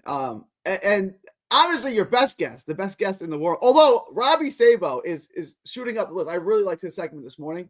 But your best guest, obviously, Fialco. Where's he been? Is he mad at you? You guys in a fight? No, Fialco will be back when we start doing the film review on some prospects. He actually has a poll on his Twitter account right now. Which prospect should he break down first? So go vote in it, and whoever wins, that's the first one he'll do on the show. I'll go check it. Jackson Dart is on the list. I think he had Dart, he had Ward, he had Warren, and I forget who the fourth person was. All right, I'm going to go vote. I'm going to go vote Dart but I think that's going to win overwhelmingly if this crowd. Are you really wearing a shirt that says Sicilian? I'm wearing a shirt. Yeah. Well, it's a shirt that says Sicilian boxing. That's all it says. I don't really, yeah. So what's the difference between a Sicilian boxing club and Italian boxing club? Well, a Sicilian boxing club would be in Sicily.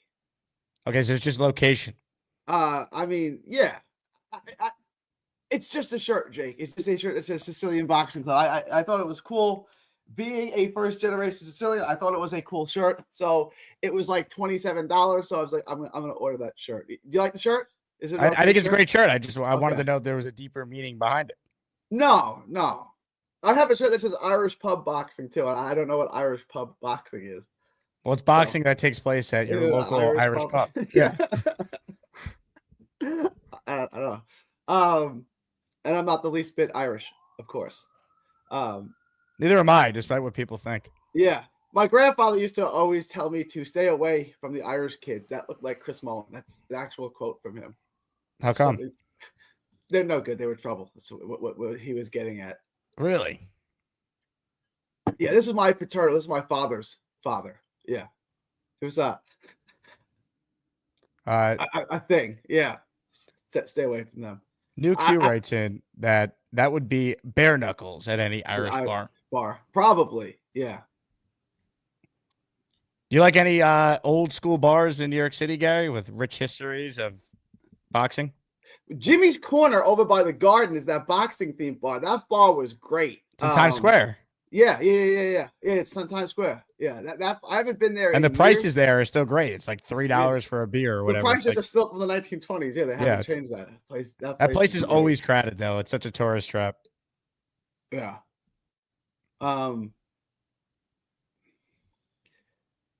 It's been a while. It's been years and years since I was out in the bar scene in New York. I mean, I moved. What was the year that the Jets had Tebow? 2012.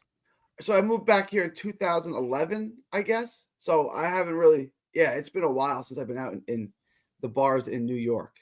Stan from Westport with a history lesson. He says, ironically, neither Sicilians or Italians consider Sicily a true part of Italy. It's just complicated, right? Like genetically, they're a little bit different. If you ask my mom, she would say we're Sicilian. If you ask most people, they would say they're Italian. Sicilians have a little bit different culture, a little different heritage. Ethnically, they're a little different than those on the peninsula. So he's not wrong. I mean, Sicilians are. It's like saying Hawaiians, right? Like it's a different. They have their own little culture. You know, they're different than. But that's not a terrible take. If you ask me if I was Italian, I would say Sicilian, and then you could take that as you wish. But yeah, but my dad is from his family's from the peninsula. So, do you prefer your pizza to be made by a Sicilian or an Italian? I like both. Like your traditional, or someone serving it up at a gas station. That would go last, Jay. This gas station pizza thing is really taking up. All I said is it's better than anything you're gonna get from Wendy's or Burger King or McDonald's. That's it. That doesn't mean it's good. That was never meant that it was good. It was just better than worse alternatives. That's it. Yeah. Were we still on Sicily, or what was the question? Oscar wants to know: would you allow Beastbreaker to make a pizza for you? Yeah. Yeah, I think so. I mean, he seems to know what he's doing to some degree. He seems to have some pizza skills. You know what time it is? A Beastbreaker 666. I'm gonna take my fist and shove it up your ass, and then he Would he mess up the pizza so bad that it's unedible? That's a hard thing to do. No, I give Beastbreaker more credit than that. You know what they say? Fat kids don't fail cooking class. The bigger they are, the harder they fall. That was Jimmy Cliff. Yeah. I think that's the harder they come, the harder they fall, but that too. Good point. Good case logic. Yeah. So what do you side, Gary? Where do you live in Do you live in Texas? Yeah, I live in Fort Worth, Funky Town, USA. Yeehaw! I wrote. Man, well, maybe we show a horseback ride and go, yeah! Okay, round him up, cowboy! Yeah! Let's go, boy! Let's go! Move! Yeah! Okay, all right. Okay, that was a little too much there. Too much. But I'll tell you what, Gary. Yeah. I'll tell you what. Let's do a barbecue show. You and me. You do your ribs. I'll do pizza, burgers. I'll put the real hot dogs on, real beef hot dogs, and we'll see who got the guts. We can do that. PBM's gonna put us all to shame. PBM is like Purple Belt Mike is like a professional barbecuer. I like the barbecue. Really? Yeah, but PBM. Really? He's a scientist with the barbecue. Really? I'll have to see his skills then and see what he got to offer. But yeah, real hot dogs. All beef hot dogs or all pork hot dogs? Yeah, hot dogs are good. All beef. All beef. 100%. Yeah, I would prefer that too. What are you drinking these draft picks? I'm sorry. I'm hearing all this Jackson Dart. Who the hell is this guy? Who is he? Quarterback from. Is he any good? Or from USC? I like him. Taking him 7, I think there's a really high chance he could miss, and then you're gonna hate yourself. Ooh. Second round pick, I think there'd be less pressure on him. You could give him a year to develop. I think he's good. Like, I think he may end up being better than Shedeur Sanders, but it's probably not going to be day one. It's probably going to take some time. I think he might be the second best quarterback in the draft, but it's going to take some time. This is what I make a suggestion. We don't go first round right away. We wait and then go for the knockout. That's what we need to do. We need to relax and take our shots. It's like a game of golf. You just take your shots lightly, and remember, it's all in the hips. Yeah, it's all in the hips. Come on, you don't remember that line from Happy Gilmore? I do. It's all in the hips. It's up here. Second round, I would like to see maybe a couple big dudes you can get. I mean, men, not little Chrissy boys. I'm talking big dudes, and I'm talking big dudes like this, with muscle, like this, muscles. I'm talking men with muscle, not little choir boys that are gonna cost us penalties. And then, again, penalties. Do you know how many penalties we had last year? Through the roof. You know what time it is? A Beastbreaker 666. I'm gonna take my fist and shove it up your ass, and then he gotta go. I didn't have Beast quoting Happy Gilmore on my Maniac bingo card today. He does grow on you a little bit. Like, I used to hate. I used to dread his calls. He. You gotta trust me, Gary. I know what I'm doing around here. All right. It's you're all the one with in the hips. You're the one with 40,000 subs, and how many? It's all in the hips. Come on, it's all in the hips. When's Happy Gilmore 2 coming out? By the way, isn't it this summer? Is there really a Happy Gilmore 2? Yeah, they filmed it. There was the trailer for it was already released. I don't really. Well, I'm gonna go to the movies and see that. I haven't been to a movie in about a year and a half. It's on Netflix. See that. I don't think it's coming out in theaters. Okay. Yeah. Happy then Gilmore. Even better. I don't have to leave my house. Even better. Happy Gilmore 2 in July on Netflix. I'm down. I'm in. Gary, you're a conspiracy theorist. Jay Quest lived in Sicily. His parents are both from Sicily. Ask him if he would say he's Sicilian or Italian if someone asked him. I'm interested. Nick Shine writes in, Beast looks like the type of guy that the government would frame for an assassination attempt. Gary, you're a conspiracy theory guy. Do you agree? He does. He does look like someone that they would frame because he looks the part. He looks like he might go on a murderous rampage. So easy guilty. Rick Kent writes in, Beast grows on you, but so does fungus. That's true. Rick makes a salient point, like you would say. Bethpage Chris says, we need Beastbreaker in the crowd at the Ryder Cup. Yeah, Ryder Cup's at Bethpage Black, right, Bethpage Chris? I'll have to go to that. I played at, not the Black, but I played that golf course before. Not the Black. Black. What do you have against the Black? It's too...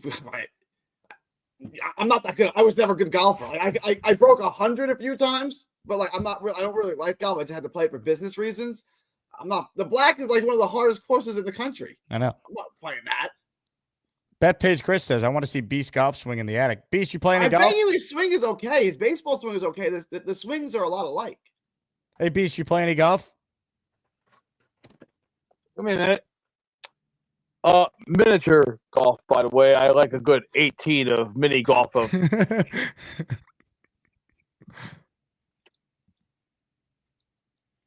Quiet, please. It shows. Oh, that looked like pool more than it did mini golf there. It kind of like he was like lining up his pool shot. It's kind of like a hockey or a pool stick shot. I don't think he's going to be much of a golfer. I don't. That swing did not look promising. Look good. Dixon writes in, how can you hate on this guy? Are you talking about me or talking about Beast? Maybe both. Yeah. I don't know who he's talking about there. It's Beast has grown on me. I used to just like, please don't put me on with him, Jake. It's like, who want to deal with this? As Oscar the Grouch says, love him or hate him, you watched.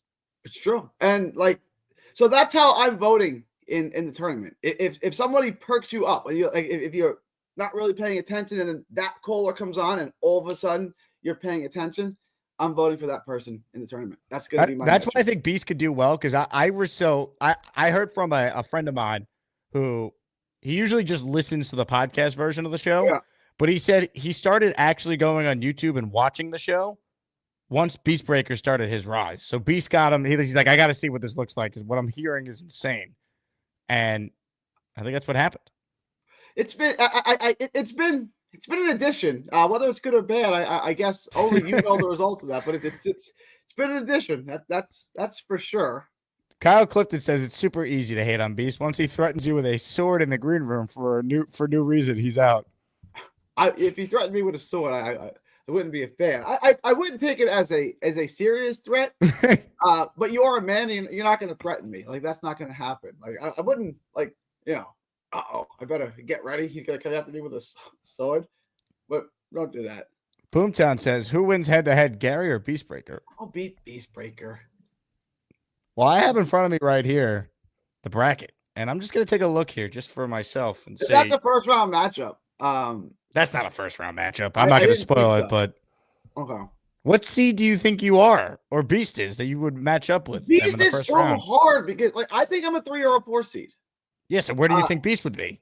I have no clue. I mean, he could be there, or he could be a 14 seed because a lot of people have sent him to the hole. I don't know. He is the wild card. Yeah, but then Allen wouldn't be in the tournament if we're basing it on that over the last year. And is Allen's Allen in the tournament. Okay, I'm not going to spoil it. I don't want to spoil it because we're going to do a show Sunday where we reveal the bracket. But I will confirm Allen is in the tournament. Okay, because it's like, fighters who retire who coming back in 6 months. You can't rank it. You got to take him out of the rankings. So I didn't know if you had to take Allen out because he's retired technically, even though we all know he's coming back. You're retired, but he can still chat on every YouTube show ever. Well, I think he can't just call in. Right. He can't have his face, which understandable. Anyway. Maybe make sure I didn't. Dicker says Gary makes my brain tingle. I think that's a good thing. You might get a vote from Dicker. Dicker the kicker went to Texas.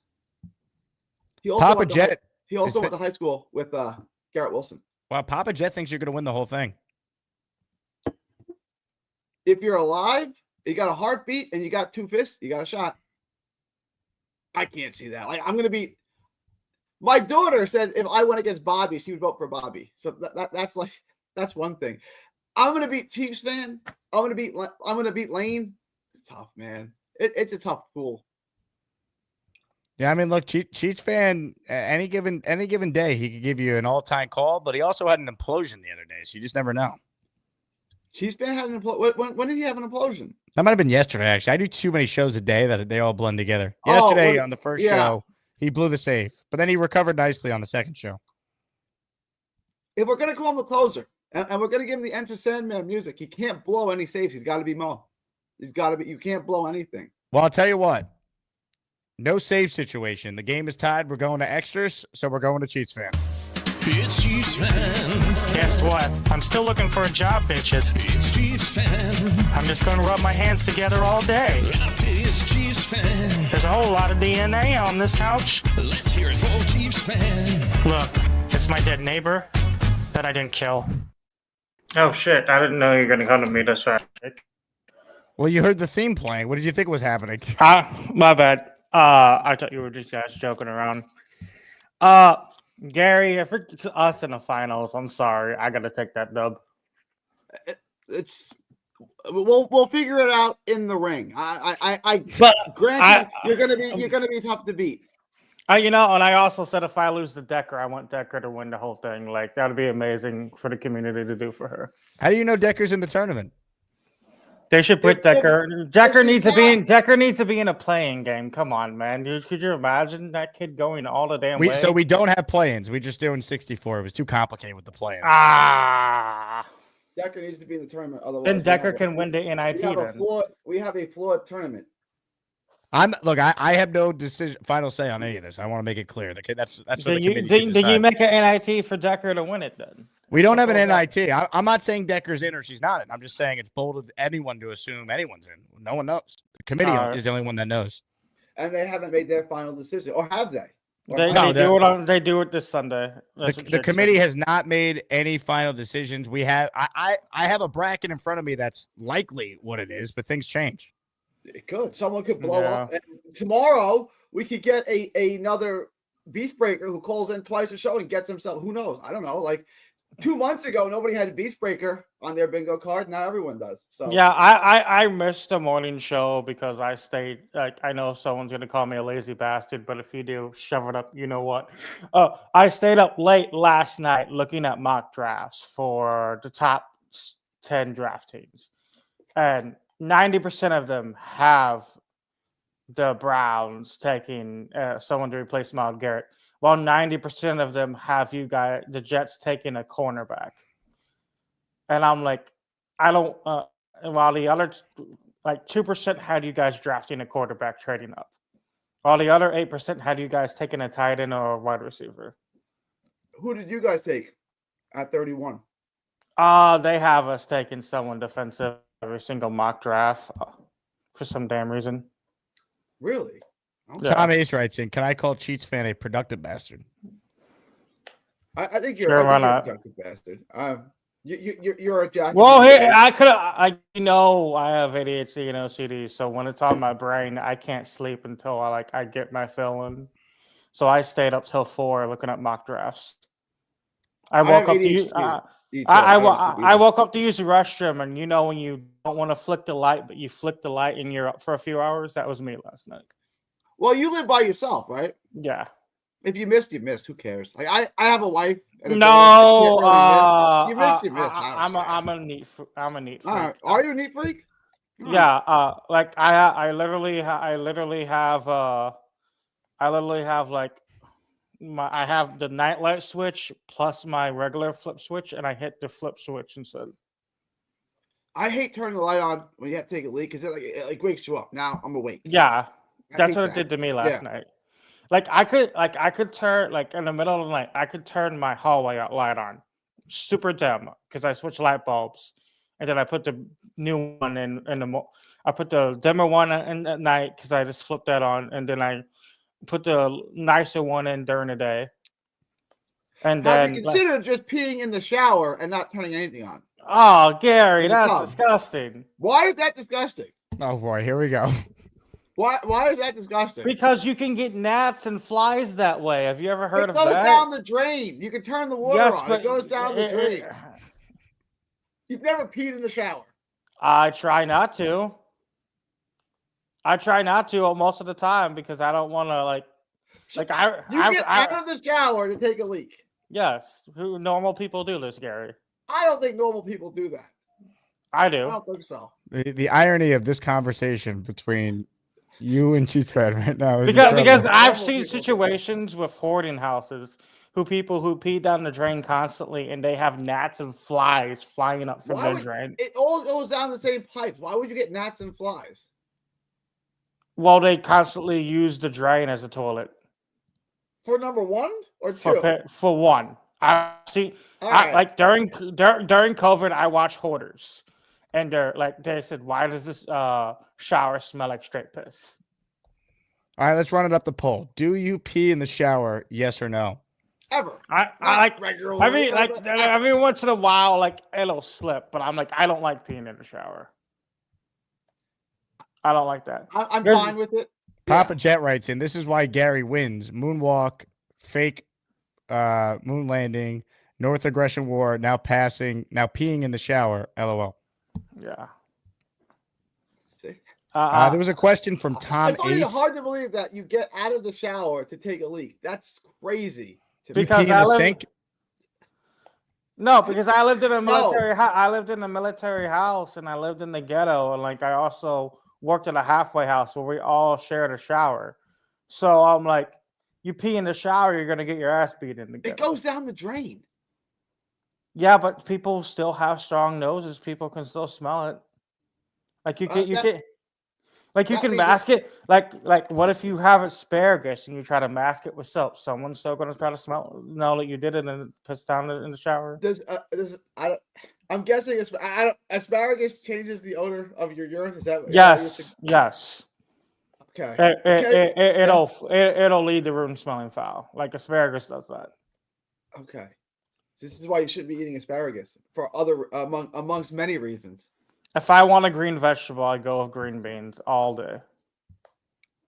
I think Gary's going to end up winning this one going away. 68% have said yes, they do pee in the shower. Oh, I try to get out like every once in a while. Like you try to get out and you can't, but I'm like 99.9% of the time I get out. Peter Castro wants to know, do you poop in the shower? No. No. Peter Castro, how does he do in the tournament? He's gonna tell you to tough out. I don't think he's gonna win it, but he's tough out. I can see Peter going top 16. Castro could get to the second weekend of the tournament for sure. I say Sweet 16. Yeah, that's the second weekend. That's the second weekend. Yeah. Oh, yeah, sure. My bad.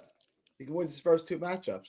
But it's like, look, there's so many good callers, but there's only 16 people who can make it to the Sweet 16. There's people that didn't get in that are going to be pissed, and the committee's in a tough spot. They're going to get hammered, but they put so much effort into this. Just know that it wasn't. I sat on the call for 3.5 hours the other day as they debated this, and That's why we have to have a reality show next year to see how they put this all together. Yeah, we could do that. Grinding up until 4 a.m, drinking coffee, throwing wads of paper. Man, honestly, if I win the whole thing, I don't know how people are going to react, but I'll just be happy to make it to the Final Four or the finals. I think people would react positively, Cheats fan, if you won.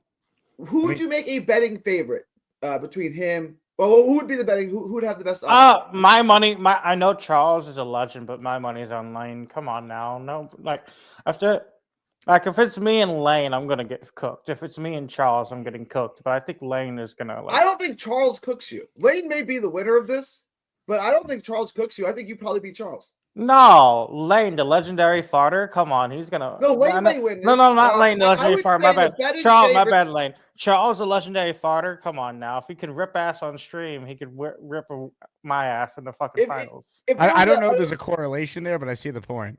if there was an Elite Eight or Final Four or Finals matchup between you and Gorman, I would say you'd be the favorite in that. If I beat Gorman, I'm facing Lane in the next round. I'm cooked.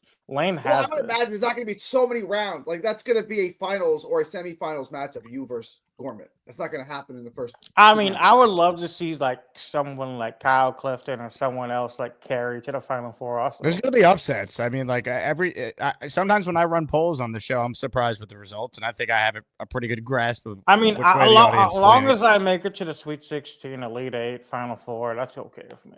The question is going to be: is there going to be a major upset in round one? Will we have a 16 beat a 1? I doubt it. Will we have a 15 beat a 2? If I lose, you to might a get like a 3. I'm gonna be real with you. If I lose to a 16 seed, I will not vote on anything for the rest of the bracket. I will be a salty little bitch. I'll tell you this. I predict that there will be at least 1, 3, and 4 seed that lose. So there'll be an upset. There'll be a 14-3 upset and a 3-14. You know what I'm saying? A 13 and a 14 seed will advance. And then for everyone saying Bobby's gonna lose his first 2 rounds, it just depends. Depends on the matchup. I can't see Bobby losing in the first 2. That would, I would imagine, be a 116. I mean, if it's Bobby versus Mikey in the second round, Mike. No offense, Bobby. Mikey has that all day. Wow, you think Mikey would beat his brother? Yeah. I don't think if you look at Bobby's body of work, it's pretty good. Like, yeah, I'm not, but come on now. Even Bobby would want his brother to win. Come No, on. have you met Bobby? The guy's ego is insane. He wants to win the whole thing. yeah, like look, I want to beat my. If I'm out, then yes, I want my brother to win. But if I'm facing my brother, well, no, I want to beat my brother, 100%. It's not like my daughter where I want my daughter to beat me. If I'm facing my brother, no, I want to beat my brother. Now, if one of my siblings was in this, I would like I don't talk to my siblings as much after the family fallout. But if one of my siblings was in this for revenge, I would want to blow them out. I want to beat. Maybe it's a little brother complex, but I want to beat my brother in everything. Like my 2 older brothers are no longer with us, PTSD and boom. So yeah. Sorry about that. Yeah, it's fine. War will make you take 2 to the chest or 2 to the head, and this the easy way out. Yeah. Yeah, my mother-in-law is a clinical sickening. psychologist who talks to war veterans all day, every day. Yeah. That's the other reason. This got why. dark, Chiefs fan. I'm sorry to hear that. We're so positive. And that's the other reason why I take mental health seriously, because I don't want to be another statistic. Like that's the reason. That's the reason why I'm switching my insurances. So instead of seeing my therapist twice a week, starting next week, I can see my therapist 5 weeks in a row. Great. But I'm going to be paying $50 a session. But it's fine since I have this trust fund, and I don't mind. And it's not going to be no 30-minute session like the insurance has me on now. It's going to be an hour session. All right.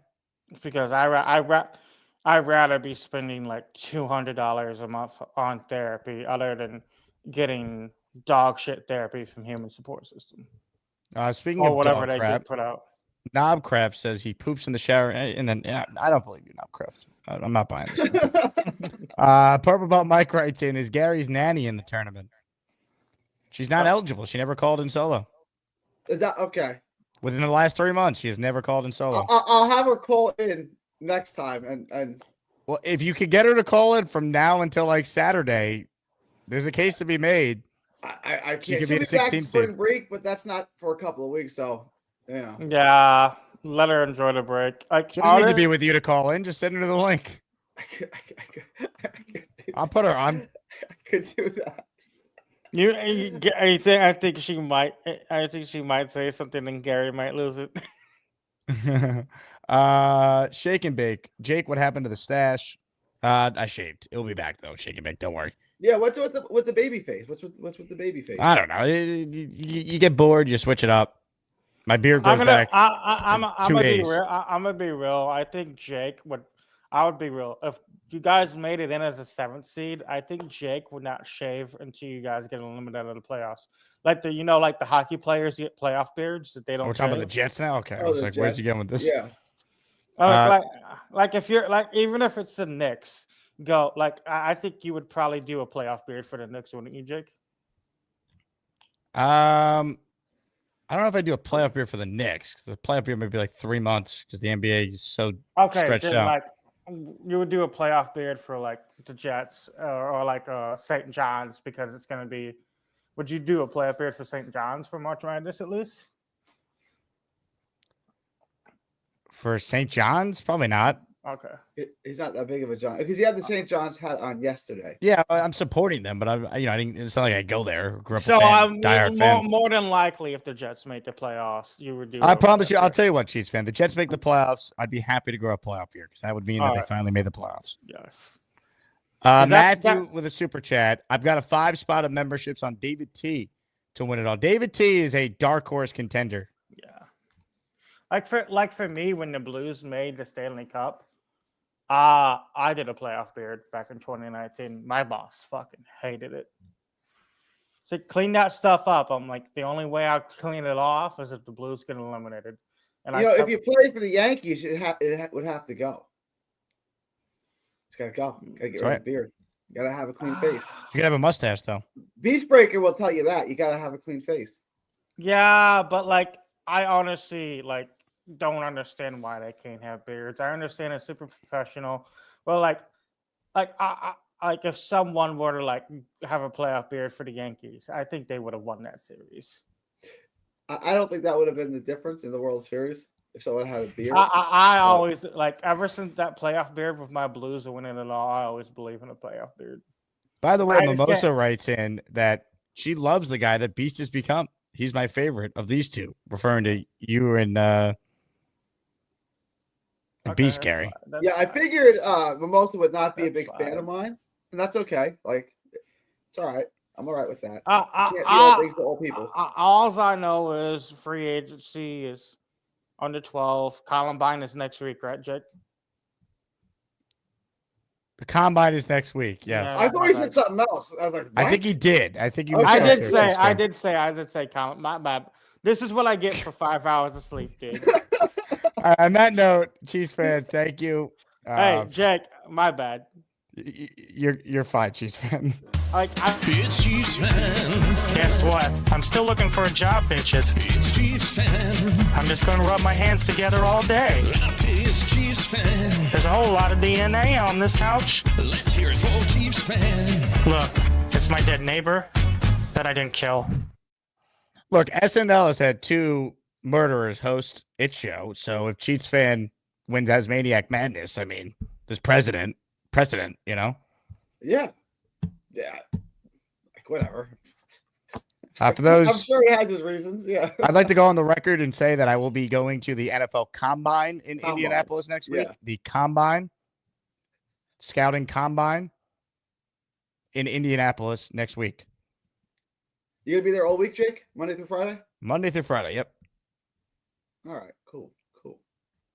Did you go last year? You didn't, right? I did. Last year was the first time I went, and it was a rousing success. I know you went to the draft last year. You went to Super Bowl weekend. I didn't realize you went to the Combine, too. Okay. So you're busy last year. Oh, yeah. The draft is in Green Bay, Wisconsin. That's where it is? Yeah, I'm not going. I was moving around this time last year, too. It was very stressful. A lot was happening. Sonny writes, "An amazing. Why am I even watching this right now?" That's how you know you have a show, baby, because anyone could talk about the Jets and throw out shit quarterback options. They all stink. Or it's a mid-off, as Buffalo Jet fan said. Pick your mid, yeah. But guess what? There's 342 of you watching us break down potential as Maniac Madness matchups, and that's what it's all about. Who would you make? Who would you make the favorite? I think it's Chiefs fan or Lane. I'd probably say Chiefs. I think Gorman's the favorite. It's not like I have no say in it once again, but I think Charles Gorman is the favorite. Gorman? I would imagine he's a 1 seed. I'm not going to hate on that. I'll say this. I thought going into the meeting that the 1 seeds would be pretty easy, and there was a pretty significant debate. I think we had the first 3. There was a debate for the 4th 1 seed. I feel like there's 5 guys bidding for 4 spots. And you believe the 5 are who? Lane, Charles, Chiefs fan. They're ones. Then there's Bobby and V-Man. who are both 1 seeds, but they both can't be 1 seeds. There's only 4 1 seeds. So unless they're gonna add Beastbreaker, better not be a 1. It's not my decision. They can do what they want. Beastbreaker better not be a 1 seed. I'm not going to comment. I'm not commenting. Okay, but I would say there's 5, and I guess if I was doing it, I think there's more than 5 that you could argue are 1 seeds, though. That's why the 4th spot was a big debate. Okay. Yeah. Multiple people having differing opinions. It's okay. Well, I mean, we'll figure out who it was when we. And this is Sunday at 6 o'clock. We're doing this. So I'm on Sirius Sunday 12 to 4. I'm going to get off the radio and then try and go live around 5, 6 in that range. I'll post it in the Discord. This is big. I mean, we should all have a watch party and see where we get seated. It could be crazy. Yeah. And see the people who are heartbroken that they didn't get in. And the reporter goes to them and asks, "How are you feeling?" It's like, not good. Selection Not good. Sunday, man. Selection it's happening. Sunday. Yeah. It's happening. Gator just sent me the Asmaniac Madness intro. Well, baby, I'll be watching that after the show. All right, Gary. Good stuff today. All right. Well done, Jake.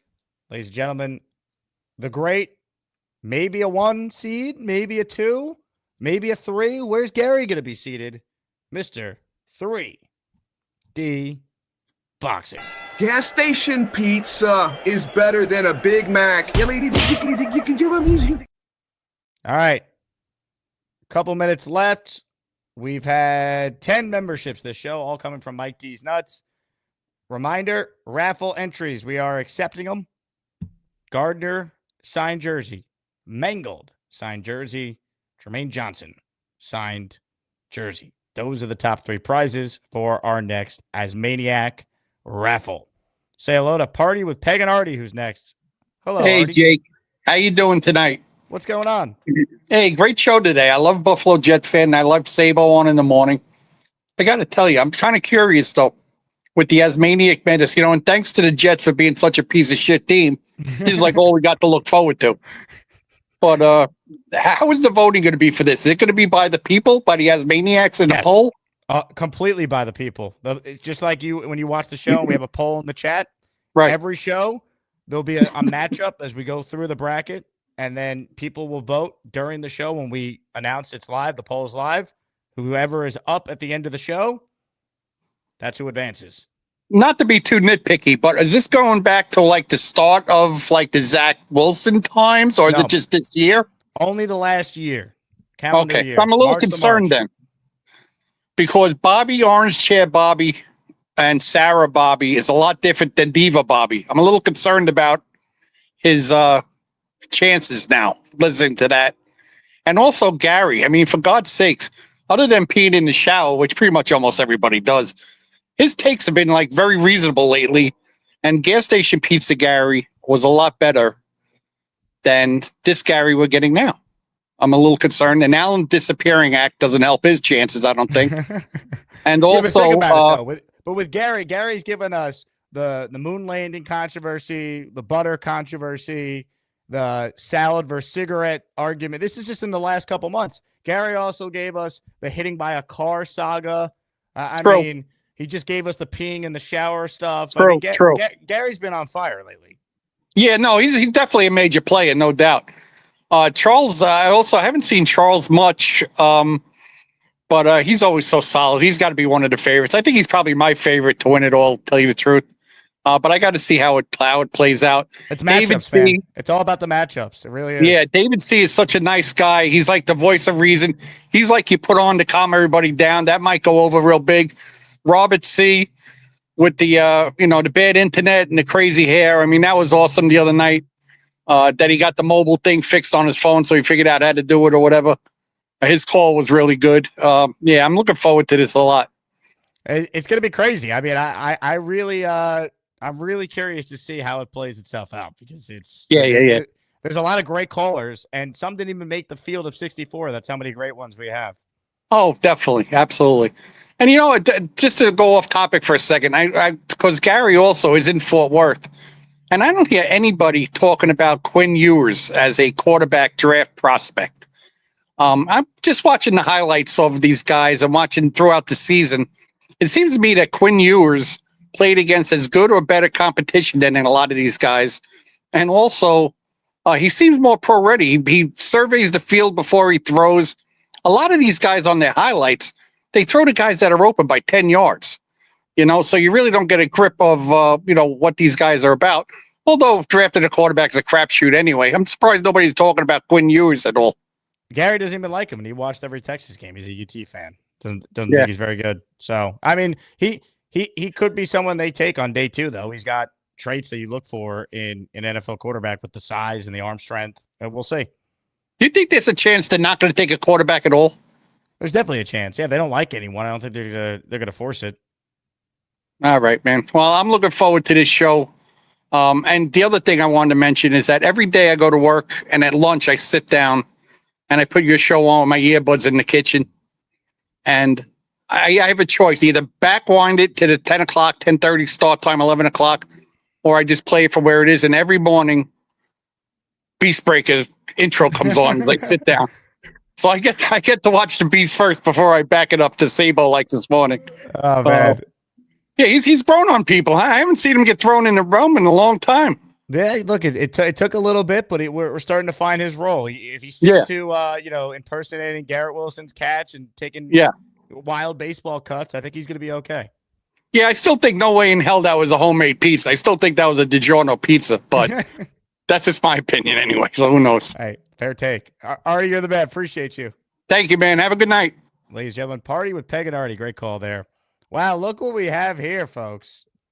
Live from Australia, it is Sarah. Hello, Sarah. Hello, how are you? Are you trying to get in this tournament? I don't know if you're in or not, but you're trying to get in. I see what you're doing. A last second push here. No, I just wanted to thank you personally for my merch. I love it. Yes, I'm glad it made it all the way to Australia.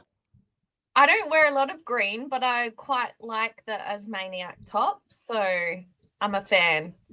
Big fan. I debated what to send you, Sarah, because I was like, if I send you something that says Jake Asman Show, like no one's gonna know what that is. But if I send you something that says Maniac on it, I was like, it's kind of like the Jet logo. Maybe there's an American that will spot it and recognize it who's out there. So, but I could just be a walking promotion for your show around Australia. You're spreading Asmania.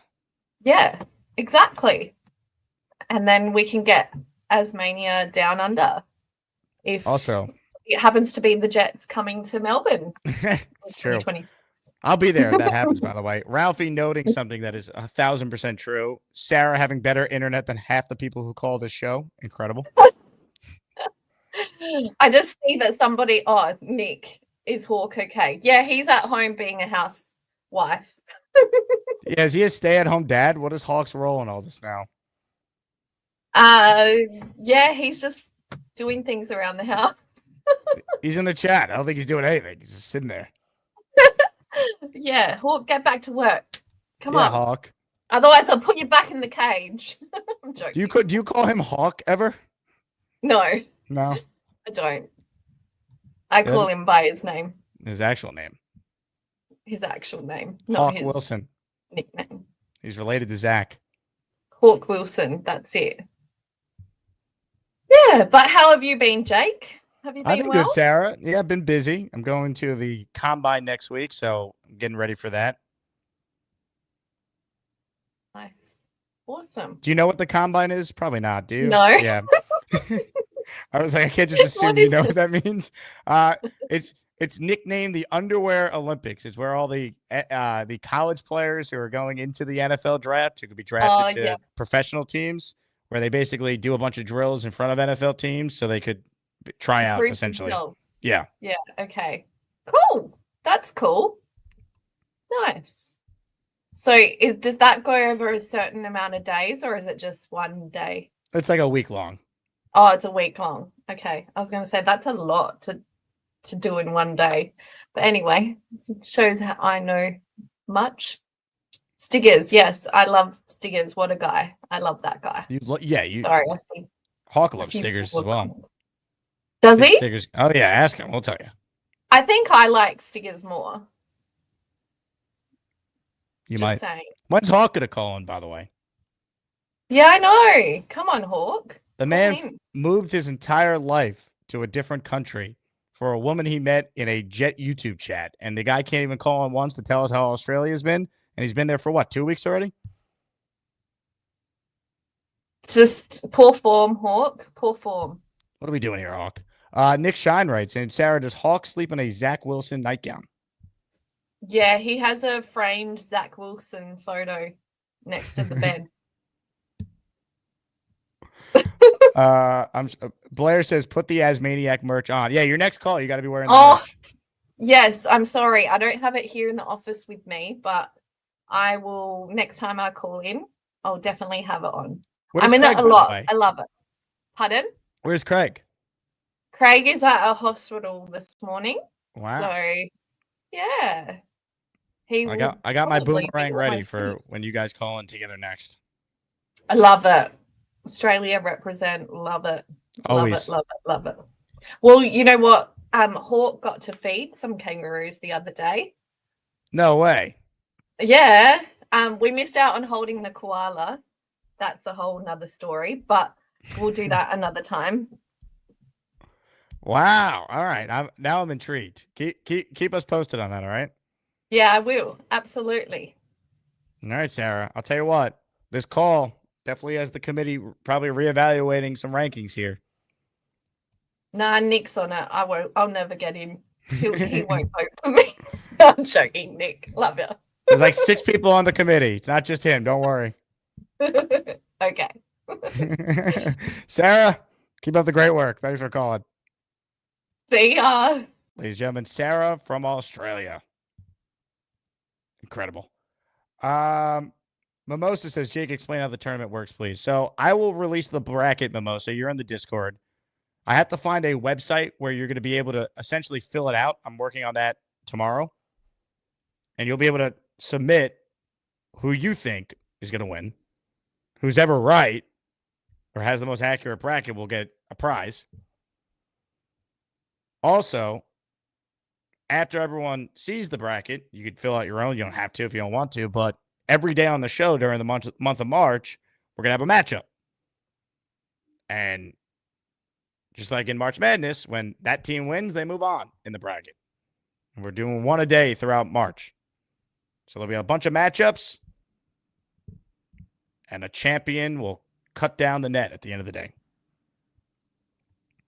Could be wild. Mimosa, you got a call, so you're in it for next year. Did I miss any super chats here? I don't think I did. All right. We got time for maybe one last call. This guy hasn't called in a long time. Tommy's on the line. What's up, Tommy? Jake, how are you, my friend? What's up, Tommy? How you been? How you been? I've been good. I wanted to touch on a couple of things of first of all, I agree with you 100%, and a lot of people. I don't think we should have let Aaron Rodgers go.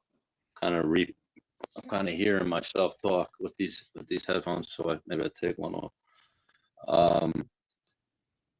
I think it was a horrible decision. I think it was Woody Johnson, Aaron Glenn, and the new GM, who's like 30 years old or 32 years old, and they didn't actually want to have a powerhouse who was an all-time great quarterback of all time and could have led the team way better than he did last year because he came off of a year of his Achilles tear, and he would have been better than ever. And why they let him go is just, I think it's all football, like bravado, and I want to show I'm tougher than you, and I'm not going to allow Aaron Rodgers back because I'm Aaron Glenn and I'm the first coach for the New York Jets who are going to build this ish the right way, which hasn't been done in 20 years since, well, all right, take back 20 years. Rex Ryan did it, and it lasted him for so long. But like what better obviously options like that I've heard you talk about is Jameson Winston, Justin Fields, we got the guy from the Giants. All these guys are just going to be mediocre quarterbacks. Even if we get Derek Carr, who's not expected to be released, none of these guys are going to bring us. If they do to the playoffs, they're going to lose the first round if they even make it that far. And I'm just very upset about how like we're supposed to be around running ground pound like with Brees Hall and Braylon Allen, and our line completely was people are saying that our line is 4 or 5 back this year if we sign Morgan Mosley's, but they still couldn't do anything against the run. They could not protect the run. They couldn't run the ball. Yeah, I think that hopefully gets better with a scheme change, new O-line coach, run game coordinator. Like, regardless who the quarterback is, they should be a team that runs the football a lot better when you have Brees Hall, Braylon Allen, Isaiah Davis, and there's real talent on this offensive line, especially with Olu now entrenched as the left tackle for the entire season. Right, but Jake, you're saying that their running game didn't attack last year and wasn't predominant because of why? Coaching? I think they were poorly coached. I mean, I think there's talent, and also like poor coaching is not just like execution and like blocking. It's like Brees Hall had 0 games where he had 20 carries or more. How? Right, and he had 20 carries or more, and like most of the time he got a 1 or 2 or 3 yards, which is unproductive. For him, he was supposed to be at least breaking 5 yards a carry, going positive, going forward, like through the line. He was like hesitate in the backfield because everyone was on his ass. I understand that. But like how great is our line if our running game still did nothing last year? Like how are we only one piece away? And if you have Olu, who got hurt last year, obviously it's a freak injury halfway through the season, and AVT is he's hurt every year, man. I mean, he's a good player. But I mean, how many more years can you have this guy as a good player being hurt? Well, he's on the last year of his deal, and he's another year removed from the Achilles, so I think he'll be better this year. Look, they're gonna have to figure out right tackle, and if they're better coached, they should have a better running game. Like that. Go watch my interview with Brian Baldinger talking about the Jets and Keith Carter and how bad they were at running the ball. Like he said, it was an embarrassment on film to watch every week. How they just couldn't do anything up front, and these were like simple concepts that they weren't getting right. So they get better coaching there. They should be able to have a more balanced offensive attack. That has to do with the tight ends too, blocking and getting you released to get the ball, because the tight ends obviously weren't handling up to their part too, because they couldn't even run. They weren't even running on outside sweeps. They were getting destroyed. Like the defense knew everything that they were doing. It was embarrassing. And like Malachi Corley absolutely did nothing. He was a bust. That was your guy. Would you call him over the summer? Macaroni Corley? Macaroni Corley or something like that. Whatever it was, he just did nothing. And he was a beast in college. And that just, remember the guy David Clowney that came out for the Jets? He was awesome in college for Virginia Tech or Virginia, wherever he came from. I was like, David Clowney, great wide receiver, is going to be a good slot receiver. He comes to the Jets. And he's just like every other third, fourth round wide receiver we get. Denzel Mims, all these other guys, they do nothing. Or the Jets don't utilize them to their positions to where they're supposed to be used. That's also could be with coaching, because you can't run Malachi Corley running a 6'5" Mike Williams route straight down the field. It's not going to happen. He has to run these 15-yard ins, 10-yard ins, catch the ball and hit somebody to make a move. But they never played their players to like the extent that they were able to play. And that's what pissed me off the most. Like, you got players, and if they're not the best at what they are, use them to their capabilities of what you can get out of them. Just like getting a backup quarterback, just like using Tyrod, sitting A-Rod at a certain point. The Jets, I get it. It's a lot of coaching, but it's like the coaching and the whole chemistry and the organization has been doing this for 20 years. Like, they just do not know the right way to put the right players. Like, if you have a certain type of player that's a scrambler that can't get hit, that doesn't run down the field, the Jets just won't even utilize him. They'll sit him on the bench. 100%. Tommy, good call, man. They player development was pretty good under Sal on the defensive side of the ball. Didn't exist on offense. You know, where's the 3rd round pick that's now the long-term starter on this offensive line? Go look at the Ravens. How are the Ravens able to lose Morgan Moses and John Simpson, who both played well as Jets, and then they don't skip a beat? Player development, man. That's how the good teams do it, right? They let guys go into free agency. They get the comp pick a year later. It stacks up year over year, and they have guys in the pipeline that are drafted and developed. Can the Jets find some players on offense in the 3rd round this year? 4th round? 5th round? Like, Douglas drafted some guys on defense on day 3 that ended up being good players. Michael Carter, Jamie and Sherwood. Bryce Huff was a UDFA. When are we going to get some guys on offense that don't stink on day 2, day 3? I get it. It's hard. It's not easy, but like never. Douglas had 6 drafts. Who's the guy the Jets could point to and say, yep, late round, we got him? I guess Xavier Gibson, who was a UDFA.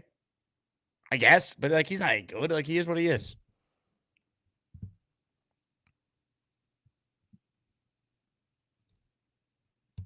Good call, Tommy. Your internet a little bad at the end there, but good to hear from you, man. Hope you're doing well.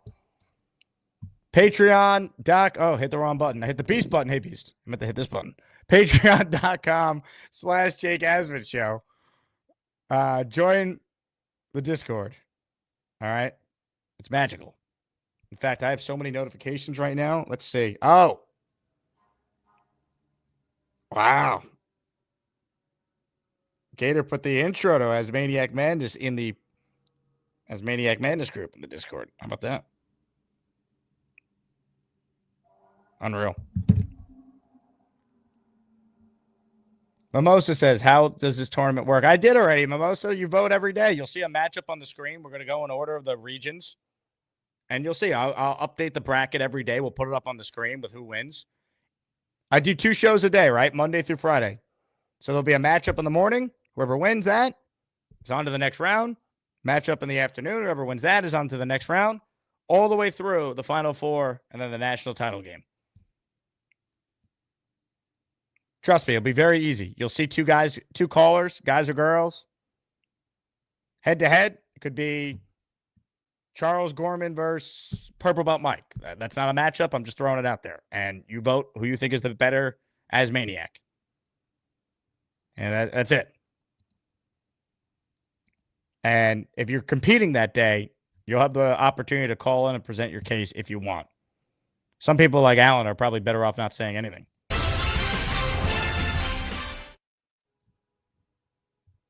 It's going to be wild. DNet says, if you can't make a show, can you pre-order your vote? No. You got to vote when we're live. That's the only rule. Now, if you can't watch the show, but you could pop on during the 2-hour block in the morning and the afternoon show, for 10 seconds, you could quickly vote. Doesn't take that long.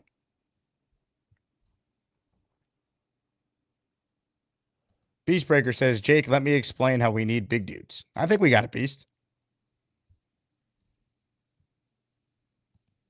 Need some big hog mollies. Kyle Clifton in at the buzzer. How about this? With 5 channel memberships. We're the freaking New York Jets, so we're built for this shit. All right, here we go from Kyle, right as I was about to end the show. So if anyone, wow, how about this? Sarah just got a channel membership. Is she going to get in the tournament now? I don't know. Bracket's not final. Sarah, Cantu, Swamp Ranger, Spin to Ben, John B., all receiving channel memberships from Kyle Clifton. Love it. 2 callers that we haven't heard from in a while, V-Man and Gorman. Gorman, since I sent him money to go to the movies, after he took advantage of me. And V-Man, I haven't heard from. I know he called Tyson and Kevin the other night. Might have been last night. Or whenever that was, but B-Man, where you been? All right. What a show. What a time to be alive. Thanks to everyone who tuned in. All the calls were great. BJF, Beast, you were fantastic. The great Beastmaker, everyone. Anyway, that does it for me. We're back tomorrow. We'll have a show in the morning. We'll have a show in the afternoon. It's going to be wild. It's going to be crazy. And I can't wait. Before I go, I have one message. Subscribe to the channel and hit the like button. Here's another message for you all. Go Jets. Back to your calls from way down under. Let's go to Craig from Australia. What do you say, mate? How's things there? Good? Good. You traveling again? I'm on my way to the airport. I can't wait to get home. Things here in Afghanistan are a little unstable for a handsome bastard like myself. Also, going to my friend's wedding when I get home. Nice. I guess there's going to be some drinking going on. You know what the difference between an Australian wedding and an Australian funeral is? What? One less drunk at the funeral. Got one more for you, Fake. What kind of music do kangaroos listen to? No idea. Hip hop. Put another shrimp on the barbie, and I'll see you next time. Cheers, Fake. Be safe, Craig.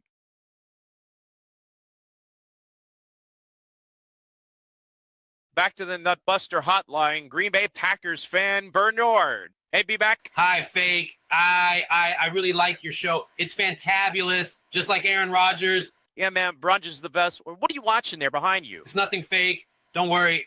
I have a question about the Jets O-line. Maybe turn that off then. It's a family show, my man. No, really, it's no big deal. Honestly, I don't ever even watch that TV.